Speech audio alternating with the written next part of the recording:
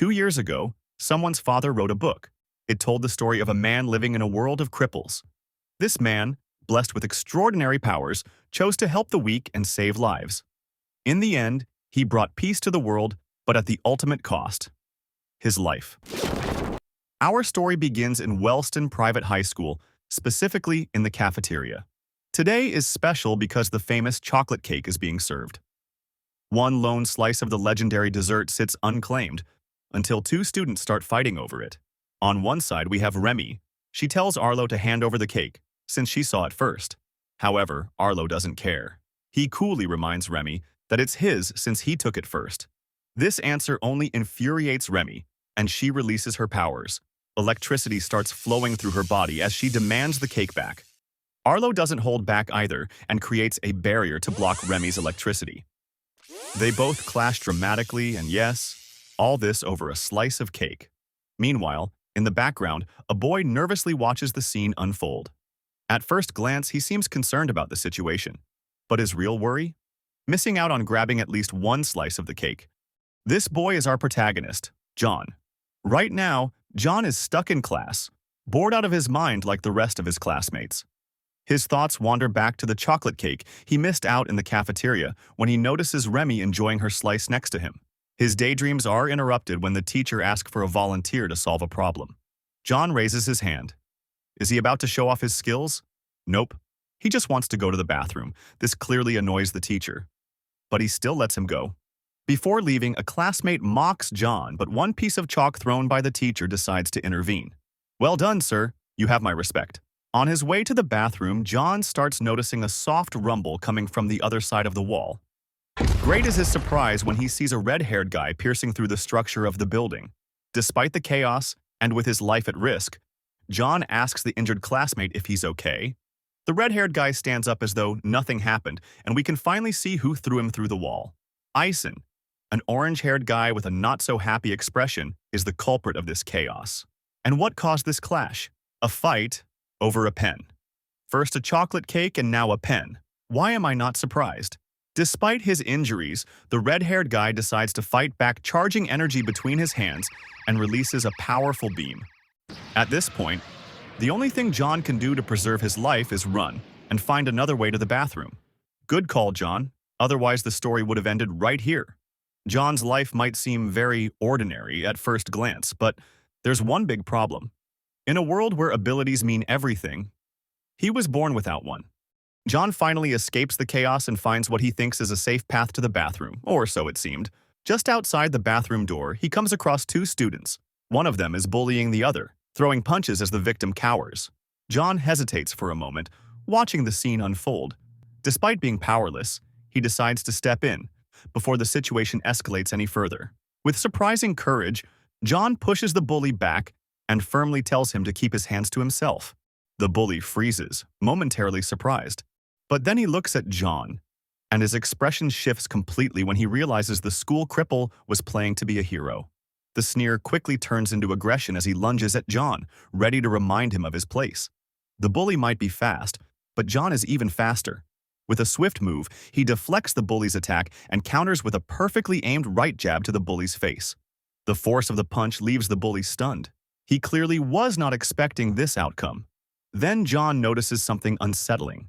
A faint purple glow begins to emanate from the bully's body. His skin hardens, turning into stone, and his gaze becomes cold and menacing. John is unsure on how to handle this. He has already seen students nearly destroy each other over trivial things. But this is different. His life might actually be at risk. The bully starts rambling about the position a weakling with no abilities has in society, warning that if John keeps getting in others' way, he might end up dead. Meanwhile, we see the bully's victim has the ability to turn invisible. Without anyone noticing, he slips away from the scene. Not even a thanks? In a flash, the bully gets behind John and strikes with an elbow. Thankfully, John manages to block it with his arm. It seems the bully's ability isn't just about skin hardening. It's more of a self-enhancement power. The bully tries again to intimidate John, even demanding he beg for forgiveness. This only makes John laugh. The idea of begging someone so weak is a joke to him. He proceeds to list the names of the people he considers strong.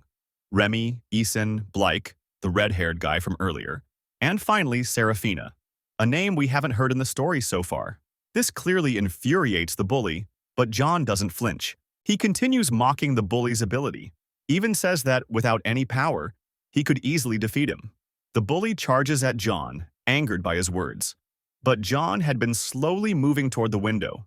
As the bully lunges, John swiftly grabs his arm, using his momentum to throw him out of the building. Once everything settles, John returns to his usual self, relieved and surprised that his mind games actually worked.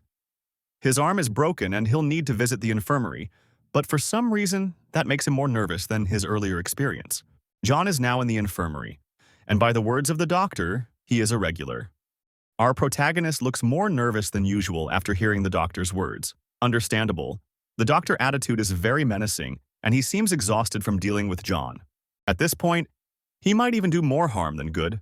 The doc hands him a medicine to heal his arm. At least he's glad John pissed off only the stone guy and not one of the higher ranks of the school. Otherwise, not even the medicine would save him. John is about to leave, but one hand on his shoulder stops him. He won't go anywhere until the medicine takes effect. Meanwhile, on the rooftop of the school, a purple-haired girl is spending time chatting with someone. Her expression is very stoic until the person on the other side of the conversation asks her for help, which makes her smile slightly. Back in the infirmary, a girl shows up, annoying the doctor, thinking he has more work to do. She calls out to John, and we find out she's the same person from the rooftop earlier. Now, we learn two things. The purple-haired girl's name is Sarah, the same one John mentioned while mocking the stone guy, and she's been texting with John this whole time. John was going to stay at least 3 hours in the infirmary, and he was desperate to have some company. Sarah laughs and starts to leave for class, but John knows she never actually goes and begs her to stay. They spend time in the infirmary scrolling through their phones until John suddenly bursts out laughing like a maniac. Sarah asks him why he's acting like that. Wrong move, Sarah. This only makes John reveals the marvel contained on his phone. His score in Slappy Pig, but Sarah is not even impressed since her record is even higher. Suddenly, the whole school rumbles, cutting their free time short. We expect a sign of what's happening, but all we hear are the doctor's furious screams. He storms out of the room barking like an angry wolf. Apparently, another regular is causing a commotion somewhere else in the school. Before leaving, he warns John, "You better be here when I get back." John agrees, mentioning that he'll wait there with Sarah. The moment the doctor is out of sight, both of them decide to leave, completely disregarding his menacing words. Outside of the school, we encounter the rock boy again. His irritation hides any sign of pain. His mind is clouded with thoughts of revenge against John, and by sheer coincidence, he appears right in front of him. Coming out of his hideout, the rock boy grabs John by the shirt and looks ready to start another fight. Yep, this guy never learns. However, this time John isn't alone. When the rock boy notices Sarah standing with him, his fighting spirit vanishes. Sarah only needs to say a couple words to make the bully shake like jelly.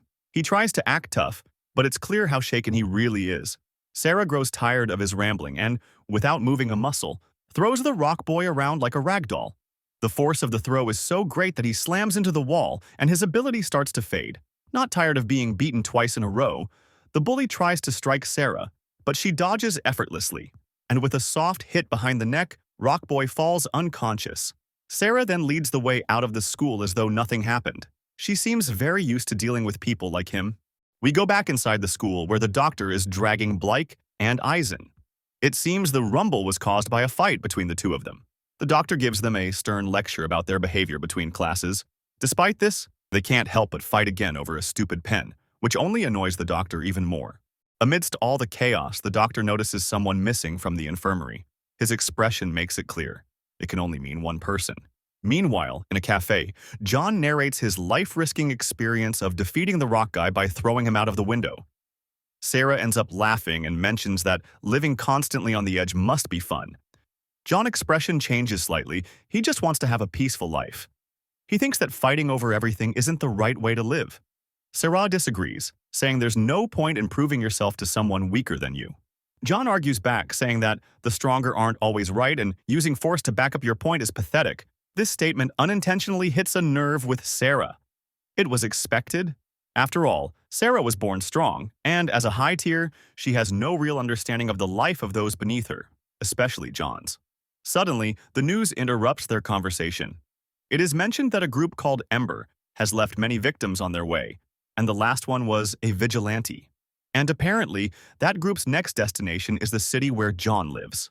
Sarah breaks the silence, stating that those self-proclaimed heroes or vigilantes should mind their own business if they don't have the strength to back it up. On the other hand, John thinks they were just trying to help others. Let's take a step back, a year into the past, when John first transferred to Wellston Private High School. Countless sleepless nights, hours of studying, grueling exams. John did everything he could to get into Wellston, hoping that it could be different. A kind girl called Elaine approaches John trying to spark an innocent conversation between classmates. Everything flows smoothly until the word ability comes up. The room falls into an eerie silence. Everyone waits, eyes on John, eager to hear what the new guy's ability is. John tells the truth, feeling no reason to hide it, especially from someone who seems kind. But the moment the girl hears his answer, her mask falls off. Her true attitude surfaces. Disgust, pure and unfiltered, as she realizes she just wasted her time talking to a weakling. The rest of the class follows suit, hurling insults at him without hesitation. Outside the classroom, things don't get any better. Two guys pick on him, ready to show him his place. It's at that moment that John sees Sarah for the first time. Desperate, John calls out to her for help, clinging to the hope that someone might step in. But Sarah doesn't even glance his way. She walks past him without a care in the world. Reality hits John like a bucket of cold water. The flashback ends, and we find ourselves in John's bedroom. His peaceful sleep is rudely interrupted by a mysterious call, and he's not happy about it. Sarah is on the other side of the call.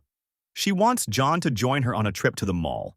John tries to get out of it, mumbling something about needing to clean his house. But before he can hang up, there's a knock at the door. Sarah is already there. John opens the door and Sarah, all innocent, offers to help him clean. But as she steps inside, she notices something curious. Everything in the house is spotless.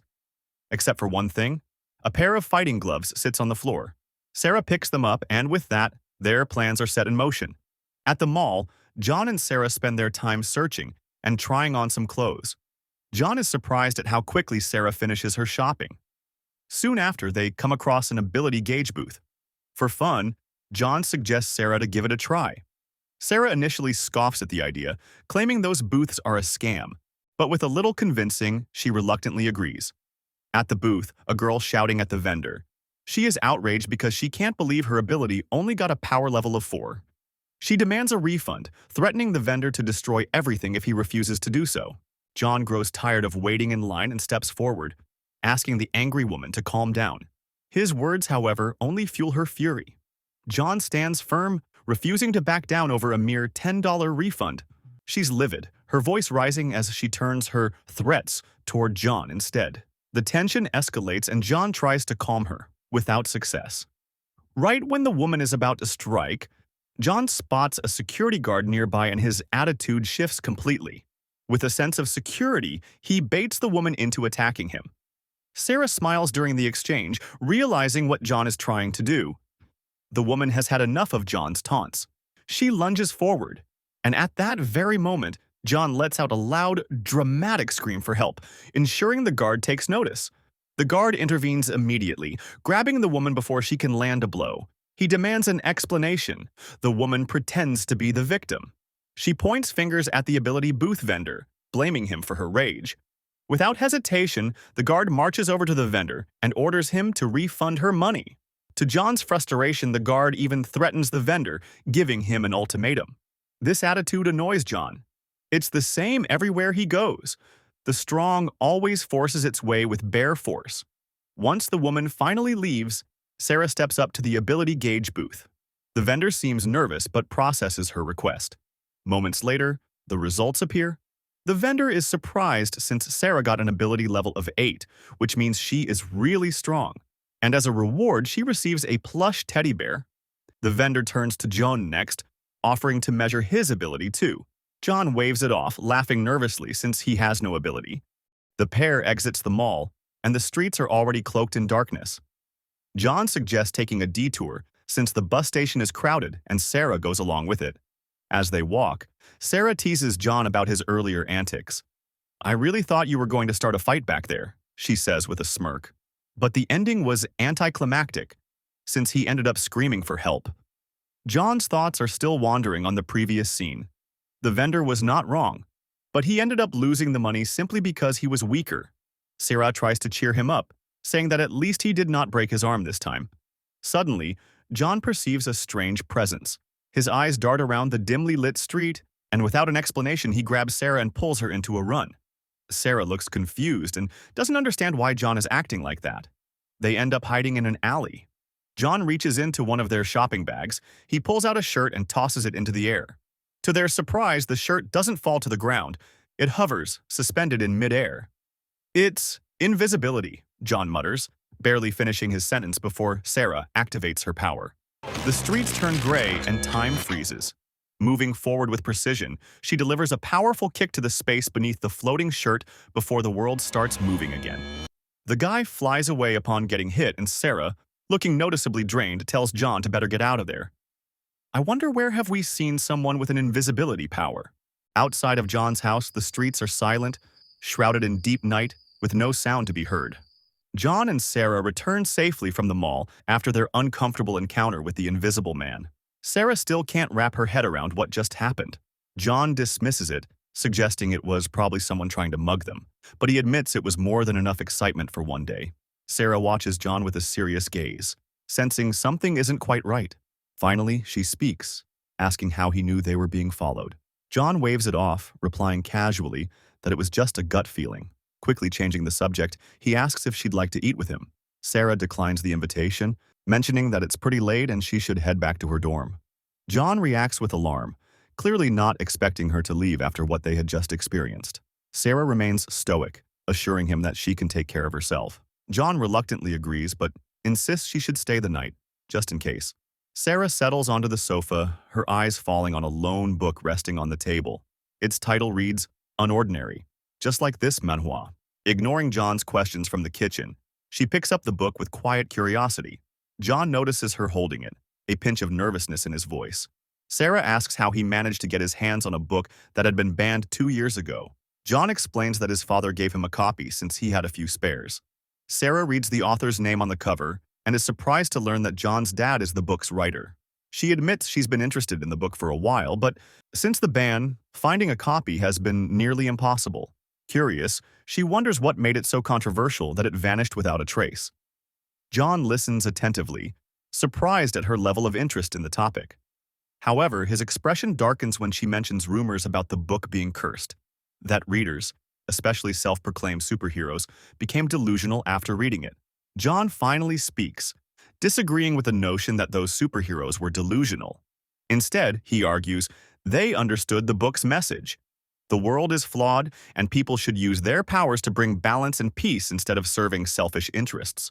With a faint smile, Sarah quips that he sounds like a vigilante. John finishes by inviting her to read it herself. Intrigued, Sarah decides to borrow the book. We find ourselves in an unknown location. A green screen displays a map with several marked positions. A mysterious voice asks for confirmation to mark the position of Target 93. Another voice approves the action. I wonder what they're planning. Meanwhile, back at John's house, both Sarah and John are asleep in the living room, but John seems troubled. His sleep is plagued by nightmares. Dark voices taunt him, calling him weak and easy prey. He screams at them to stop, begging to be left alone. Suddenly, the darkness dissipates, and a green-haired girl appears, offering her help. John wakes up abruptly, drenched in sweat and visibly shaken. He stumbles to the bathroom, splashing water on his face in an attempt to calm himself. It was just a dream, he mutters, trying to convince himself. Still restless, he decides to go out for a walk, hoping the cool night air will help clear his mind. He leaves without waking Sarah. His walk takes him to a convenience store, where he buys a few sandwiches. As he eats, the image of the green-haired girl resurfaces in his mind. With a bitter expression, he decides it's best to head back home. At the apartment, Sarah wakes up just as John returns. She notices him entering from the street and immediately asks if he couldn't sleep because of a bad dream. John brushes off her question, casually mentioning that he brought breakfast. Sarah's suspicion grows. John, usually talkative, hasn't said much since he came back. Directly, she asks, "Is everything all right?" John responds with a simple, "It's nothing." Sarah tries again, offering her support, but this time John snaps. He raises his voice, firmly stating that he's fine. That's all Sarah needs to hear. She rises from her seat and calmly tells him he needs some time alone. John tries to salvage the situation, but Sarah collects her shopping bags and leaves without another word, leaving John alone with his clouded thoughts. Outside, Sarah's phone buzzes. She glances at it and sees 37 unread messages waiting for her attention. It seems her phone had been in sleep mode. The scene shifts to the dormitories of Wellston School. A blue-haired girl notices Sarah entering the dorm and immediately approaches her. She looks both angry and worried, clearly upset that Sarah hasn't responded to her messages. Something about this girl feels familiar. The blue-haired girl scolds Sarah sternly for making her worry. What angers her even more, though, is the fact that Sarah was spending time with John. She starts yelling, questioning why someone of Sarah's status would ruin her image by associating with a cripple. Midway through her tirade, Sarah cuts her off. Now we learn that the girl's name is Elaine. Sarah activates her ability, freezing Elaine in place. With a calm but firm tone, Sarah reminds her that her choices and actions are none of Elaine's business. After heading to her room, time resumes, and Elaine collapses to the floor. Still dazed, Elaine receives a phone call asking if Sarah has returned. She confirms, though her frustration is evident. Back in her room, Sarah starts unpacking her shopping bags, including the teddy bear she won with John. Her phone buzzes. It's a message from John. He's apologizing for his behavior earlier and warning her to be cautious with the book. He reminds her it could cause serious trouble if anyone finds out she has it. Curious, Sarah opens the book and notices a handwritten note. Dedicated to my son. Before she can process it further, a sudden knock on the door startles her. She quickly hides the book and opens the door to find a familiar face. Arlo greets her, attempting a compliment, but Sarah quickly sees through his words and dismisses him. Undeterred, Arlo reveals his purpose. He wants Sarah to join him for a turf war since they're short a member. Sarah refuses outright. As she's about to close the door, Arlo stops her by reminding her of her duties as the rightful queen of the school. She glares at him and asks why Remy isn't handling it. Arlo explains that Remy had to step away for a while due to family issues. He continues trying to persuade her, promising that she won't have to lift a finger. He assures her that he and the Jack will handle everything, so there's no need for concern. 6 hours later, we see Sarah, Arlo, Blake, and Elaine on a bullet train, heading toward their turf war. The Wellston team arrives at their destination, a barren, deserted area. Their opponents are 4 ability users from Agwin School. As the Wellston team approaches, the Agwin students notice them. Arlo greets them with his usual smug confidence. However, the king of Agwin interrupts him, pointing out that since Arlo organized the turf war, they shouldn't have arrived late. This remark catches Sarah's attention. She recalls Arlo telling her that Agwin challenged them, not the other way around. Her suspicions grow as the 2 kings step forward to meet in the middle of the arena. The king of Agwin questions why they were challenged, pointing out that Wellston has no reason to provoke them. Arlo smirks and reveals his true intentions. Agwin recently gained a new queen, and he wants to see her in action. The rules of the turf war are announced. It will be a series of one-on-one battles. The king of Agwin turns to Sarah, unfamiliar with her presence, and asks Arlo who she is. Arlo nonchalantly introduces her as a returning veteran named Serafina. Hearing her name, the king of Agwin freezes, vivid memories of the past flooding his mind.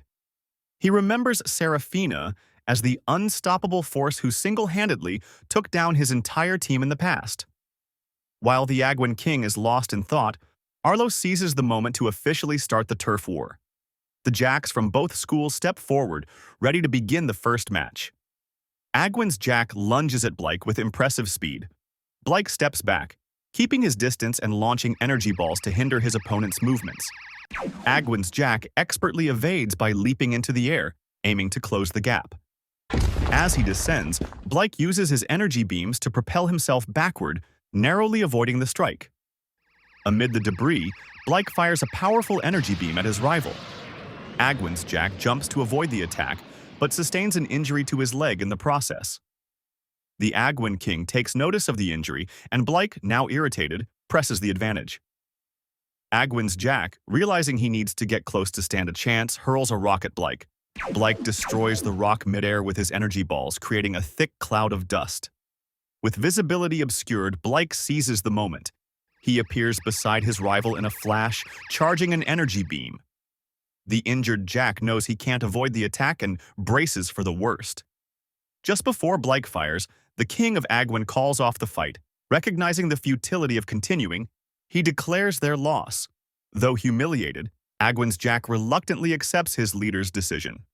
The Queen of Agwin then steps forward confidently, announcing that she will handle the rest of the battle herself. Blyke is declared the winner of the first encounter, but the battle is far from over. Agwin's queen steps forward, ready for the next match. As the fight begins, Blyke launches a series of energy balls toward her, each one hitting its mark and kicking up a dense cloud of dust. When the dust settles, the queen's ability is revealed, a pair of spider-like claws protruding from her back, shielding her from the attack. Without hesitation, the claws lash out toward Blyke. He skillfully evades, propelling himself with energy beams to maintain his distance. Despite his efforts, the relentless claws keep attacking, leaving him unable to approach. Frustrated, Blyke attempts to maneuver closer, but two of the claws strike him directly, slashing deep wounds into his chest and leg. The queen smirks as a third and fourth claw emerge from her back, joining the fray. She launches a synchronized attack with all four claws. Blyke narrowly evades, using a burst of energy to propel himself away. Finally, he closes the gap and prepares to counterattack. But just as he's about to unleash his power, a fifth claw pierces his side, halting his momentum. The queen uses her claws to hurl Blyke across the battlefield, sending him tumbling to the ground. From the sidelines, Sarah glances at Arlo, wondering why he hasn't stopped the fight yet. Blyke struggles to his feet. Despite his injuries, he tries to act tough and asks the girl, how many claws does she actually have? The queen dismisses his question with a bored expression and mentions that he probably won't be called back by his team until he gets knocked down. Growing impatient, the queen decides to end it. With all 5 claws, she launches a final, devastating attack. Just as the claws are about to strike, Sarah steps in and stops the fight. She declares the match over, handing the victory to Agwin School. Sarah turns to Elaine, instructing her to tend to Blyke's injuries. She's been absent from turf wars for only 1 semester, and she can't believe Arlo has been managing them this way. She moves to step into the next battle, but Arlo blocks her path. With a confident smirk, he says, Blyke and I are going to take care of this. Just sit back and watch. Agwin's king congratulates the queen but warns her not to let her guard down. He reminds her that Wellston is ranked #1 in turf wars, having never lost a fight. Agwin's queen tells him not to worry, saying she won't play anymore. The next match begins, this time between Wellston's king and Agwin's queen. The girl releases her 8 spider claws at once, launching them at Arlo. He remains still, creating a barrier to block the attack. The queen notices Arlo's strategy and decides to change her tactics. Using 4 of her claws, she leaps into the air, searching for a weak point before attacking again. Arlo blocks her effortlessly, not even breaking a sweat. The queen begins to notice cuts appearing all over her body. Arlo's barriers seem to deflect damage. She tries to increase the distance, launching more attacks, but Arlo steadily walks toward her, blocking every move. The injuries on her body continue to multiply, and she starts retreating. As she tries to back away, she discovers a barrier blocking her path. Arlo creates a cage-like barrier around her, trapping the queen like a spider in a glass. Every attempt she makes to escape results in more cuts. Arlo steps into the barrier, and she attacks again, but her claws are immediately blocked. Desperation takes over as she struggles to find a way to defeat him. Standing directly in front of her, Arlo calls her a disappointment. He mocks her, saying he'd heard so many good things about her but sees nothing special. Enraged, Agwin's queen tries to slap him, but she misses. Arlo grabs her hand and begins choking her. Agwin's king calls out to his queen, admitting defeat in the match. However, Arlo doesn't release her and continues mocking her attacks as weak. Agwin's king grows desperate, pleading for Arlo to stop, but he doesn't. Unable to watch any longer, Agwin's Jack rushes at Arlo, only to be immediately stopped by another barrier and end up full of scars. Arlo smiles at Agwin's king, knowing there's nothing they can do to save their teammate. But then, Sarah steps in and commands Arlo to stop. Arlo gazes at Sarah, thinking he won't take orders from someone who just returned to action. He tightens his grip on Agwin's queen. Sarah has seen enough. She activates her power. Elaine notices and tries to stop her, but time freezes before she can finish. Sarah rushes toward Arlo's barrier. With a powerful punch, she pierces through it. The attack reflects back, causing cuts to appear all over her arm. However, Sarah has another technique. She rewinds time, and her arm heals instantly. Arlo feels the pain from his barrier being pierced and releases Agwin's queen. Furious, he yells at Sarah, demanding to know what she was thinking, attacking her own teammate. Agwin's king lets out a soft laugh. He's never seen members of the same team fight each other. Sarah approaches Agwin's king and gives him two options. He can forfeit and accept his loss, or he can continue fighting, with her as his opponent. Agwin's king knows there's no point in continuing. He concedes defeat. On the way back to Wellston dorms, Elaine tends to Arlo, healing the damage caused by Sarah. Arlo asks Elaine why Serafina has been acting so strangely. Elaine admits she doesn't know. Nothing she says seems to get through to her anymore. Frustrated, Arlo asks what the point is of having Sarah as her roommate if she can't keep an eye on her. Elaine finally speaks. It's all because of John, she says. She explains that Serafina used to focus on being perfect until she started hanging out with John. Now, Sarah is completely different from the person everyone once idolized. Elaine adds that Sarah even stayed at John's place last night, which intrigues Arlo. He tells Elaine to keep a close eye on Sarah and report anything suspicious. As for John, Arlo plans to deal with him personally. John walks down the street when the news catches his attention. Another victim has been found, marked with the Ember logo. The victim, a vigilante, was found in the South Wellston area. John notices that the attacks are getting closer and closer. The news continues, revealing that those killed by Ember were known as high-tier vigilantes. They then show public opinions about the fallen vigilantes. Most people consider them lunatics who cause trouble and are just waiting to be killed. John keeps walking, ignoring the news. Back at Wellston, Blake is calmly heading to class when Ison sneaks up on him, giving him the scare of his life. Ison laughs upon seeing the scars all over Blake's face and asks if he got beaten up in the turf war. Blake retorts, saying at least he's strong enough to be in one. Ison responds, claiming he could be in a turf war too, but he's not into that stuff. Okay, dude, whatever you say. Blake mentions that Serafina was at the last turf war, which surprises Ison. Ison asks what happened, and Blake tells him that Serafina actually attacked Arlo. However, Blake stops mid-sentence, realizing he's not supposed to talk about it. Ison, sensing Blake is hiding something, says he'll feel better if he confesses and promises to keep it a secret. Meanwhile, John has returned to school, stressed, because he forgot he had a history exam. He bumps into Arlo in the aisle, still distracted. John apologizes, apparently unaware that Arlo is the king of Wellston. Arlo's classmate grabs John, demanding a proper apology. John, confused, wonders what the guy wants from him. Maybe he wants an apology too. He asks to be let go, explaining he has a test in 10 minutes. Arlo intervenes, telling his classmate to let John go. Arlo wishes John good luck on his exam, and John hurries off. Why do I feel like Arlo is about to do something? Arlo's classmate reminds him that John is the cripple Arlo was looking for. However, Arlo simply asks if his classmate noticed anything odd about John, to which the classmate denies. Arlo continues, asking what he would do if he were a weakling and bumped into the king. The classmate responds that, of course, he would be careful to avoid getting beaten up. Arlo thinks exactly the same. However, when John bumped into him, there was no sign of fear in his eyes. This attitude sparks a sense of curiosity in Arlo towards John. Meanwhile, on the school's rooftop, Sarah sits playing a game on her phone. Upon reading the word perfect, we dive into her memories. For as long as she can remember, she was taught to be perfect.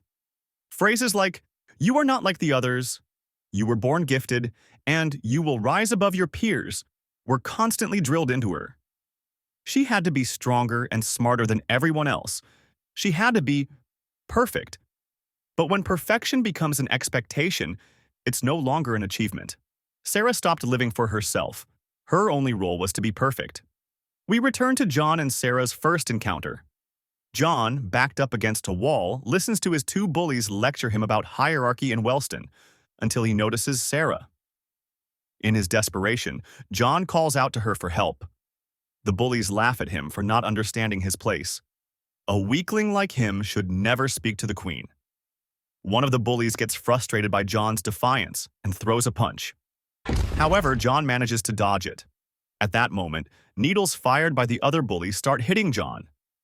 Sarah watches the scene unfold, and even she thinks two bullies against a cripple is overkill. Despite being a cripple, John avoids the bullies' punches and manages to land a knee to his stomach. John then uses the other bully's surprise to charge at him. He grabs him and tries to apply a hold, thinking he has a hostage to stop the other bully. But the other bully doesn't care and charges at John again. John, realizing his strategy failed, pushes his hostage toward the other bully and makes a run for it. As he's about to leave, John and Sarah lock eyes.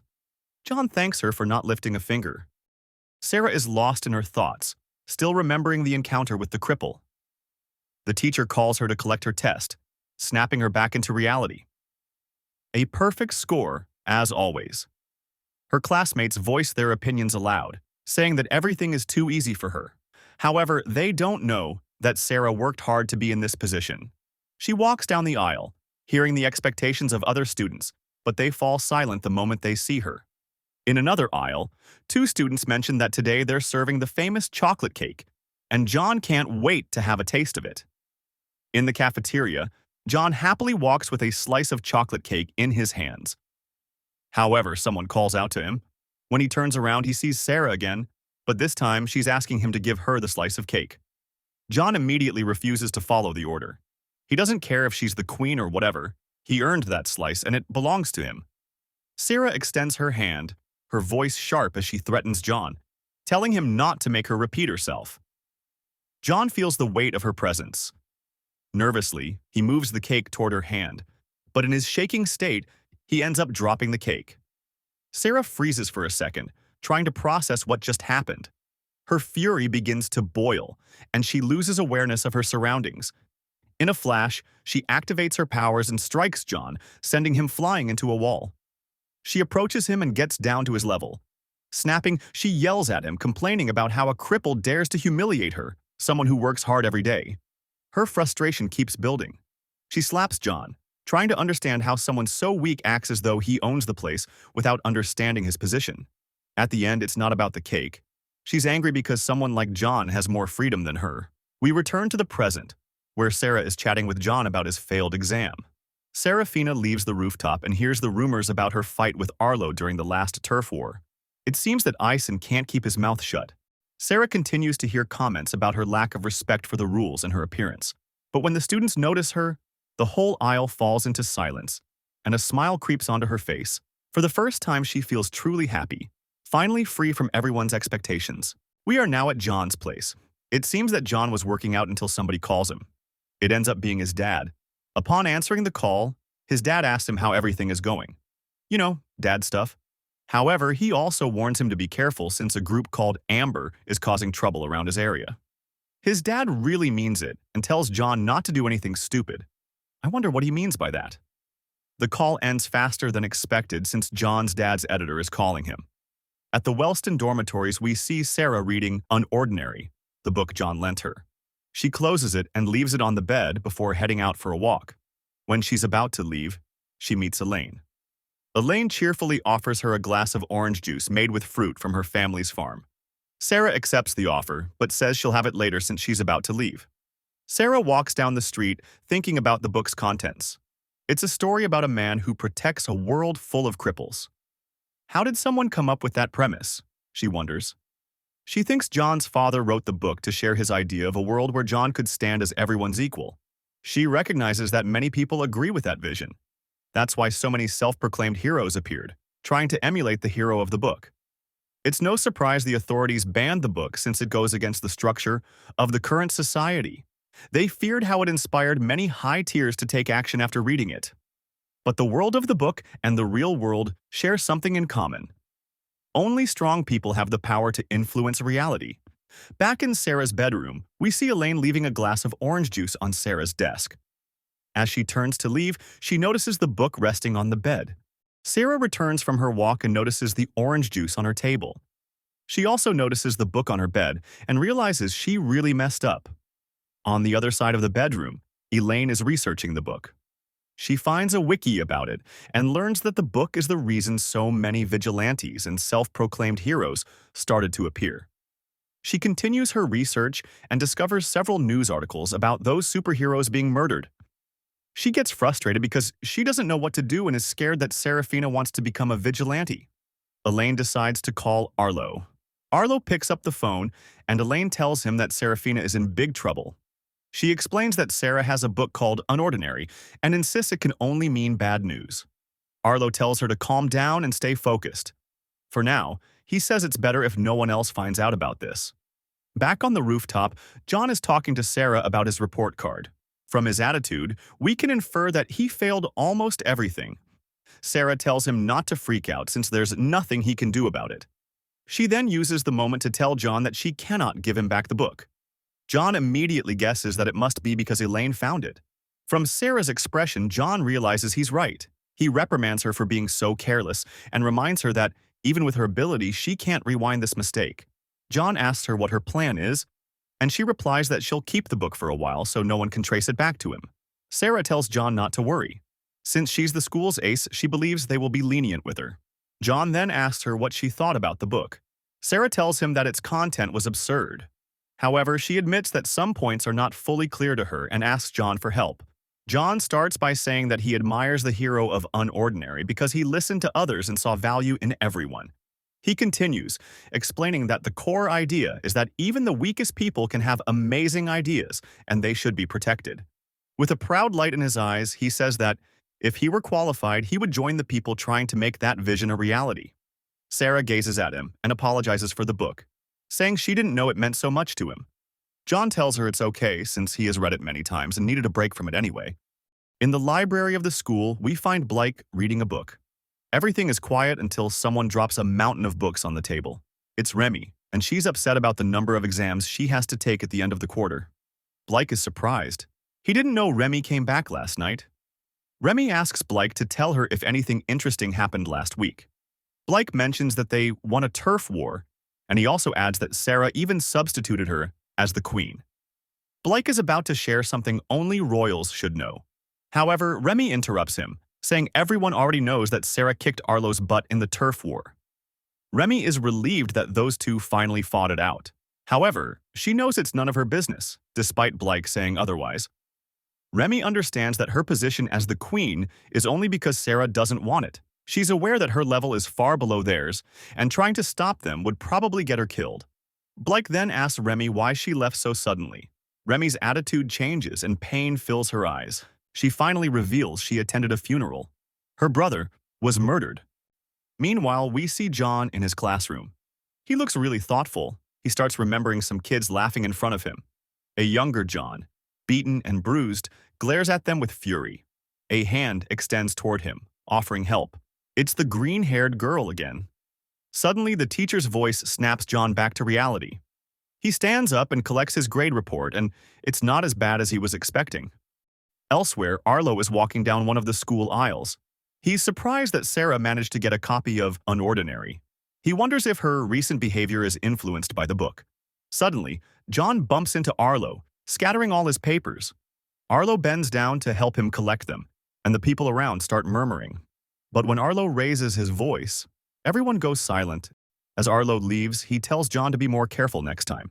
However, his expression changes as he leaves, revealing that he's actually planning something. Now we find Arlo and Eason in an empty classroom. Eason is wondering why Arlo called for him. Arlo tells him that his expertise is needed and asks if he's able to find information on anyone.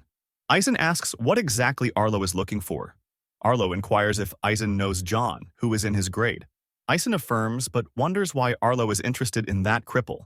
Arlo tells him that John looks suspicious after seeing him a couple of times. He's powerless, completely unaware of his surroundings, and has no respect for hierarchy. However, he got into Wellston and hangs out with Sarah. Arlo thinks those facts don't line up and asks Ison to find his story and what he did to get into Wellston. Ison tries to persuade Arlo to just forget about him. However, Arlo tells him he didn't ask for his opinion. Ison shakes a little and accepts the order. Before Ison leaves, Arlo reminds him to keep his mouth shut this time. Meanwhile, John is walking and notices a paper on the billboard. It's a death pool where students bet on which superhero will die next. This infuriates John, and he tears it off.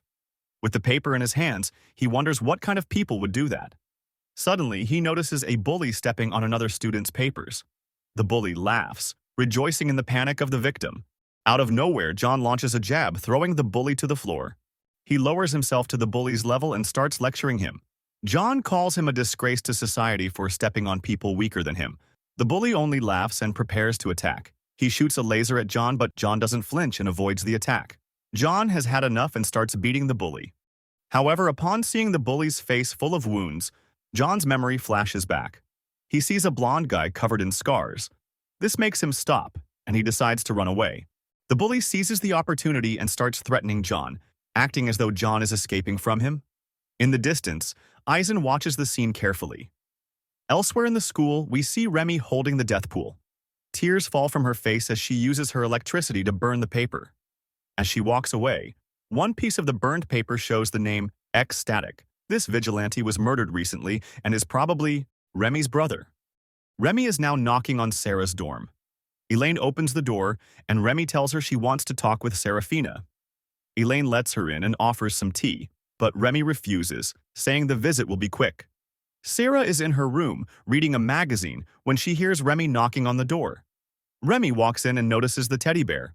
However, she also spots a circuit inside of it. Immediately, Remy apologizes to Sarah and thanks her for substituting as queen during her absence. Sarah tells her not to worry, saying she owed it to her. After all, Remy had taken the burden of being queen off her shoulders. Remy keeps glancing at the bear, enough that Sarah asks why she's staring so much. Remy points out the chip inside the bear, saying it's giving her bad vibes. Curious, they open the bear and examine the circuit. It turns out to be a tracking device. This makes Sarah remember the moment she won the bear. She begins to wonder if all the prizes from the level gauge booth contained trackers. Her mind races back to the booth sign, which mentioned that anyone with an ability level of 5+ would receive a prize. She deduces that someone is tracking high tiers. Remy advises Sarah to stay alert from now on. Even though they're strong, they're far from invincible. Meanwhile, back at school, Ison is trying to process all the information he's gathered about John so far. He's spoken with bullies who had encounters with him, including Rockboy, and the pair who gave John his welcome to Wellston. He even tried asking the school doctor, but apparently the doctor didn't know any John. All the information points to John being just a typical cripple. Yet Ison can't shake what he saw during the confrontation with the bully. John didn't act like a typical cripple in a fight. He showed confidence. Frustrated by the lack of answers, Ison decides to talk directly to John. John is surprised to see Ison talking to a cripple like him. Ison mentions that the school newspaper wants to write an article about the life of a cripple and needs John's input to make it accurate. John shrugs and accepts, but says maybe later. His class is about to start. Ison, thinking John is joking, presses on, saying that the interview can't wait. Ison takes John into a classroom and invites him to take a seat. John emphasizes that he was practically dragged there against his will. Ignoring the comment, Ison insists he sit. Ison explains that he's writing the article to bring attention to the struggles of low tiers and urges John to speak with full honesty, holding nothing back. John is surprised and happy at the comment, unaware of Ison's true intentions. The interview begins with Ison asking where John is from. John replies, New Boston, surprising Ison since it's quite far from the school. Ison then asks if that's where he went before transferring, but John corrects him, saying he was homeschooled and Wellston is his first real school. So, what made you switch? Ison asks. John explains that he was curious to see what a real school was like, but his dad had been a bit protective of him, which delayed his chance until now. Ison continues, asking how his experience at the school has been so far. John responds that it's been pretty bad, to say the least. When prompted to elaborate, John states that low tiers have no rights and must stay alert at all times since everywhere is a danger zone. John is surprised by how much Eisen is writing but doesn't realize that Eisen is actually doodling a silly scene of himself defeating Blake and impressing Remy. Eisen proceeds to ask how John manages to survive in such an environment. When John begins to answer, Eisen cuts him off, asking him to focus specifically on his own actions. John explains that he tries to walk on the edges of the hallways and stay quiet to avoid drawing attention to himself, though Eisen suspects he's lying. John eventually says the article should emphasize the importance of accepting people's differences. However, Eisen abruptly stands up, cutting John's speech short. Eisen reminds John that he still has many questions left to ask. He asks how John chose Wellston as his school. John replies that Wellston has one of the best academic programs in the nation. Feeling uneasy, John notices that the interview has shifted into more of an interrogation. Eisen comments that Wellston is also renowned for its high-tier abilities, making it a risky choice for a cripple like John. John admits that he assumed academics would be more valued than fighting, but Eisen dismisses this as short-sighted, although expected from someone inexperienced in such environments. Eisen then brings up John's father, striking a nerve. He asks if John's dad ever warned him about the challenges of the school. Eisen continues, suggesting that attending a closer school might have been a better first step instead of jumping into Wellston. He speculates that perhaps John's father had already tried that, but for some reason it didn't work out. John finally snaps. Grabbing Eisen by the shirt, he demands that he stop prying into his life. John reminds him that the purpose of the interview was to discuss his struggles as a low tier, not to be interrogated. With surprising strength, Eisen grabs John's arm and calmly remarks that John is very lucky to have Serafina on his side. Effortlessly, he removes John's hand from his shirt. Picking up his folder, Eisen thanks John for the information before leaving the empty classroom. It seems Eisen now plans to dig into John's past in New Boston. We find Eisen scrolling through pictures from New Boston High School. Suddenly, he spots John's picture among the files. Eisen abruptly stands from his chair, making a lot of noise and drawing attention. Blake, annoyed, tells him to keep it down to avoid getting kicked out of the library. Ignoring the comment, Eisen excitedly calls Blake over to show him his discovery. He points at John in the picture, but Blake looks confused, not even recognizing who John is. While Eisen keeps praising himself for uncovering something significant, Blake wonders why he should care about John. Frustrated, Blake asks why Eisen is stalking John. At this, Eisen suddenly remembers Arlo's strict warning to keep quiet. Snapping out of it, Eisen dismisses Blake's question with a curt, "That's none of your business," which irritates Blake further. Blake, who wasn't even interested at first, now feels insulted at being dragged into the matter, only to be dismissed. Later, Arlo and Eisen finally meet after some time apart. Arlo remarks that Eisen better have some valuable information after all this time. Confidently, Eisen takes out a file and begins his report. He explains that he's been observing John's behavior for several days, and John himself admitted that he was homeschooled and had no ability. Eisen notes that when John was asked about low tiers, he avoided speaking about himself, and his answers didn't align with his actual behavior. Initially, Eisen thought John was just clueless and acted that way out of ignorance. But when the topic of his past came up, John became extremely defensive and even attacked him. Eisen then presents Arlo with a picture of John and his class from 2 years ago. Arlo is surprised, remarking how unrecognizable John looks compared to now. Eisen continues, pointing out that John doesn't care if he bumps into someone and talks to high tiers without hesitation. He adds that if it weren't for John's claim of being a cripple, he would assume John had some kind of ability. Arlo listens intently, then surprises Eisen by tearing up the file he had just handed over. When Eisen offers to continue researching, Arlo stops him saying that he's done enough, and from that point he'll take care of John. Meanwhile, back at the Wellston dormitories, Elaine is doing some homework when her phone buzzes. She checks it and finds a new message from Arlo. Elaine seems happy as she picks up her phone, likely feeling something for Arlo. However, her expression darkens when Arlo asks her to inform the headmaster about what she found regarding Serafina. Later, over the school speaker, Sarah is called to the headmaster's office. Elaine waits outside the office, worried about what she's just done. Suddenly, the door opens, and Sarah appears, surprising Elaine. Sarah looks at her, but Elaine quickly avoids her gaze, feeling ashamed. Inside the office, Sarah is greeted by the headmaster, who invites her to sit. He asks her to relax, noting that even he's starting to feel nervous. Next, he introduces a woman present on behalf of the authorities. The headmaster tells Sarah that the woman is there to ask her a few simple questions. The interrogation begins, with the woman stressing that Sarah must be completely honest since any lie will be detected and could result in her expulsion from Wellston. The woman asks if Sarah has a book called Unordinary, to which Sarah replies affirmatively. "How long have you had the book?" the woman asks. Sarah answers that it's been about 12 days. Things begin to feel more serious as the woman asks how Sarah got the book. Sarah becomes nervous, not wanting to involve John. She starts analyzing the woman's power, and from her expression, she deduces that it must only be a lie detection ability, so her thoughts are safe. The woman, growing impatient, demands an answer. Sarah finally speaks, explaining that after leaving the mall, she felt like she was being followed by an invisible entity. After confronting it, she ran off with all her might. When she returned to her dormitory, the book was already in one of her shopping bags.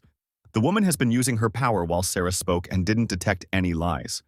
She continues, asking if Sarah was with anyone when the incident happened. This question shakes Sarah once again. Before she can answer, the headmaster intervenes, stating that they should focus only on asking relevant questions, as their students' time is valuable.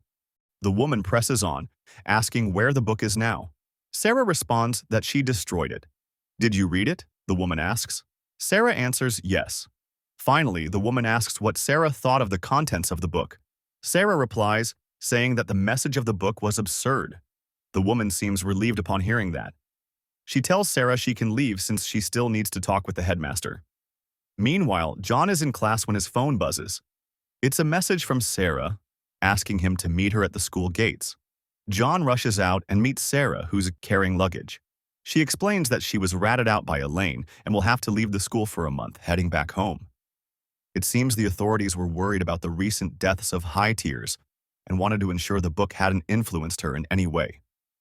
Sarah adds that John shouldn't worry because she managed to hide any trace of him from the lie detection woman. However, John scolds her for not taking the situation seriously. He tells her she should have told the truth, since the book was his.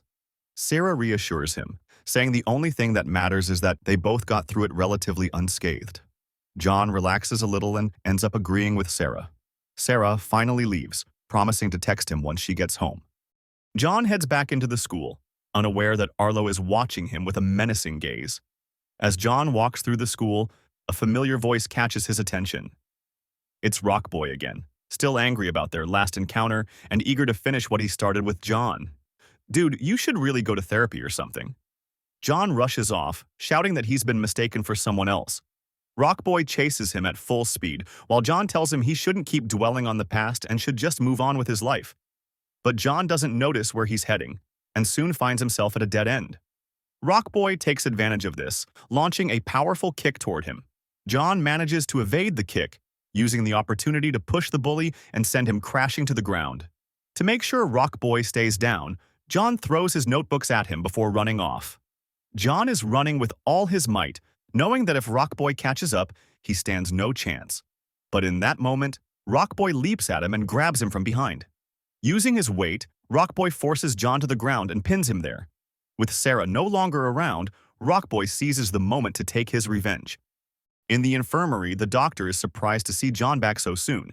The doctor laughs, mentioning that it hasn't even been 4 hours yet, and John already has a black eye and a broken arm. He adds that he's in such a good mood because he had made a bet with another teacher about how long it would take John to break something, and he won. However, the doctor jokes that if John had taken longer, he would have strangled him himself. John rests on one of the infirmary beds, his phone buzzing beside him. He checks the screen. It's a message from Sarah. She tells him she just got off the plane, which brings a smile to his wounded face. After a while, John checks his arm and notices that it's completely healed. He compliments the doctor's tonics, saying they're getting better each time. With a menacing tone, the doctor thanks John for making him practice preparing the tonics every single day. John leaves the infirmary, his arm healed, but as he walks through the hall, 3 guys notice him. They start eyeing him with ill intentions. One of them, a purple-haired guy, shoves John against a wall, mocking his previously wounded appearance. The purple-haired guy mentions that there's a rumor going around school saying that Serafina has been suspended for a month. He then asks John to help them with target practice after school, since John clearly has nothing better to do. John notices a dark aura lurking just around the corner, and his attitude shifts immediately. He mocks the three guys, calling them weaklings who won't even be able to land a single hit on him. Irritated, the purple-haired guy demands that John watch his words. John, not caring, simply replies that the guy's breath reeks. Suddenly, a hand grabs the purple-haired bully, making him nervous. The doctor appears, threatening the bullies, mentioning that he has a date tonight. He warns them that if anyone makes him work overtime, he'll take care of them personally. John starts laughing softly, but the doctor's irritation grows. He adds that his threat applies to John as well. Finally, the doctor leaves, threatening them once more and saying he'll keep an eye on them. Once the doctor is out of sight, the purple-haired bully resumes his actions, calling John lucky for being saved by the doctor. He tells John that a cripple like him is nothing but a leech, feeding off others. The bullies finally leave, but John stands still, reflecting on what he just said. The words, "a leech who feeds off others," linger in his mind, making him think of the green-haired girl from his past. A dark expression settles on John's face as memories resurface. The scene shifts to Serafina's house. Upon arriving, Sarah greets her mother. Her mother simply calls her name from upstairs. In a flash, her mother comes down from the second floor and immediately slaps Sarah. It seems her mother possesses some sort of time manipulation ability as well.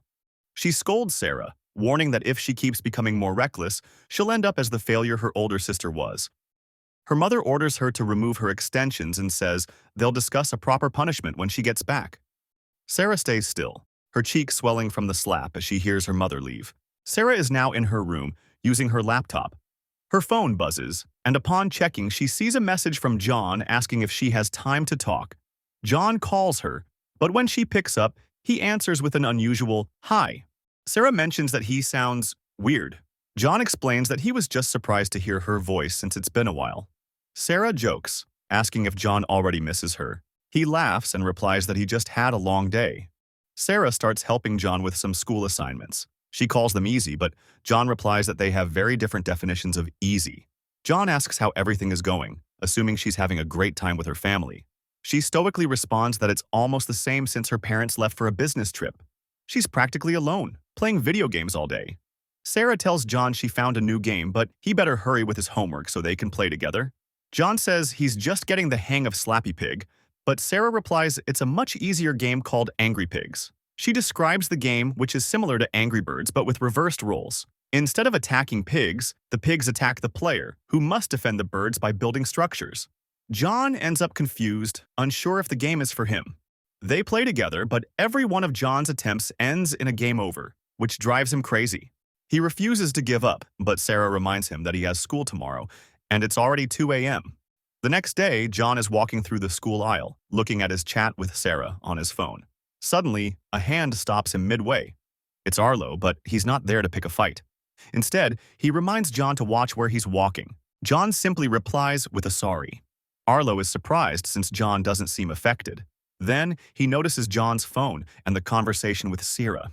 They continue on their way. However, Arlo doesn't want John to keep talking to Sarah and plans to do something with John's phone. John is now being beaten up by a couple of bullies. They feel underwhelmed, expecting at least some resistance from him. After getting bored, they simply leave. In the infirmary, the doctor lists John's broken bones, surprised since John has broken his record.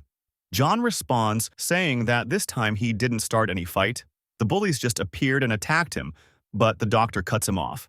He says he's tired and that by now, John should know how to avoid these situations. John tries to grab his phone, remembering that he hasn't texted Sarah yet. However, when he checks, he sees that his phone is completely broken. On the other side of the infirmary, the doctor is talking to Layla, the woman he had a date with. Suddenly, the doctor hears a crash and hangs up the phone. John has just smashed his phone against the floor, breaking it even more. He looks pissed and deduces that the bullies actually went after his phone.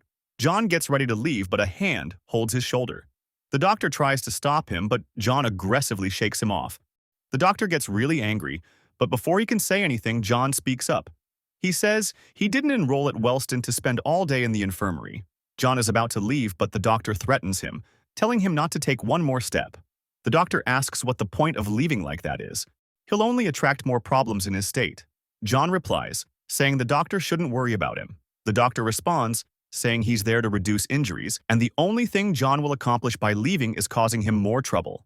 The doctor finishes, telling him to sit down and rest if he has any respect for him. John reluctantly agrees. However, before sitting, he aggressively bumps into the doctor's shoulder. The doctor watches him, wondering why John is doing all of this to himself. John finally leaves the infirmary, looking all beaten up. Suddenly, he's pushed from behind, causing all of his papers to fall. He doesn't even try to respond. He just picks up his papers as the girls who pushed him call him a loser. Coincidentally, Blake and Remy are walking in the same aisle. Remy notices John and recognizes him as Serafina's friend.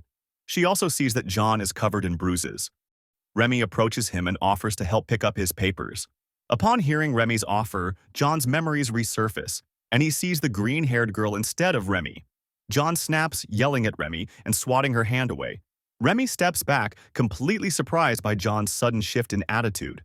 John is boiling with fury, but slowly he starts to realize what he just did to Remy.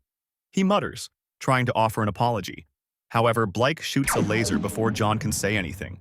Blake approaches him, asking for a good reason not to destroy him right there. John tries to explain himself, saying he mistook Remy for someone else. Blake doesn't buy the explanation, but before he can do anything, Remy stops him, saying everything's fine and they should just let it go. They both leave, while John continues picking up his papers. Around him, everyone insults him, calling him a moron for pissing off the Queen and the Jack. John thinks about how he really admired the hero of Unordinary for seeing value in everyone, but now he finally snaps, calling the message of the book a lie. He now believes that none of them are worth anything. Back at John's house, Sarah is asking why he didn't text back. He explains that he got into a fight and his phone broke. Through the webcam, Sarah notices John's expression. She tries to cheer him up, telling him that phones are replaceable and he shouldn't let it get him down. She changes the topic, asking if he made any progress in Angry Pigs. John finally changes his serious expression, mentioning that he actually managed to beat some levels. This change draws a smile from Sarah. Back at Sarah's house, Sarah's mom finally arrives from her business trip. Upon arriving, she asks her servant how Serafina behaved during her absence. The servant replies that Serafina has changed her behavior. She spends all day locked in her room, only leaving for meals. The servant adds that she probably spends her time either playing video games or chatting with boys. Sarah is in her room, checking her laptop. She's having connection issues with a video game. She leaves her laptop and stands up to check if there's any problem with the router.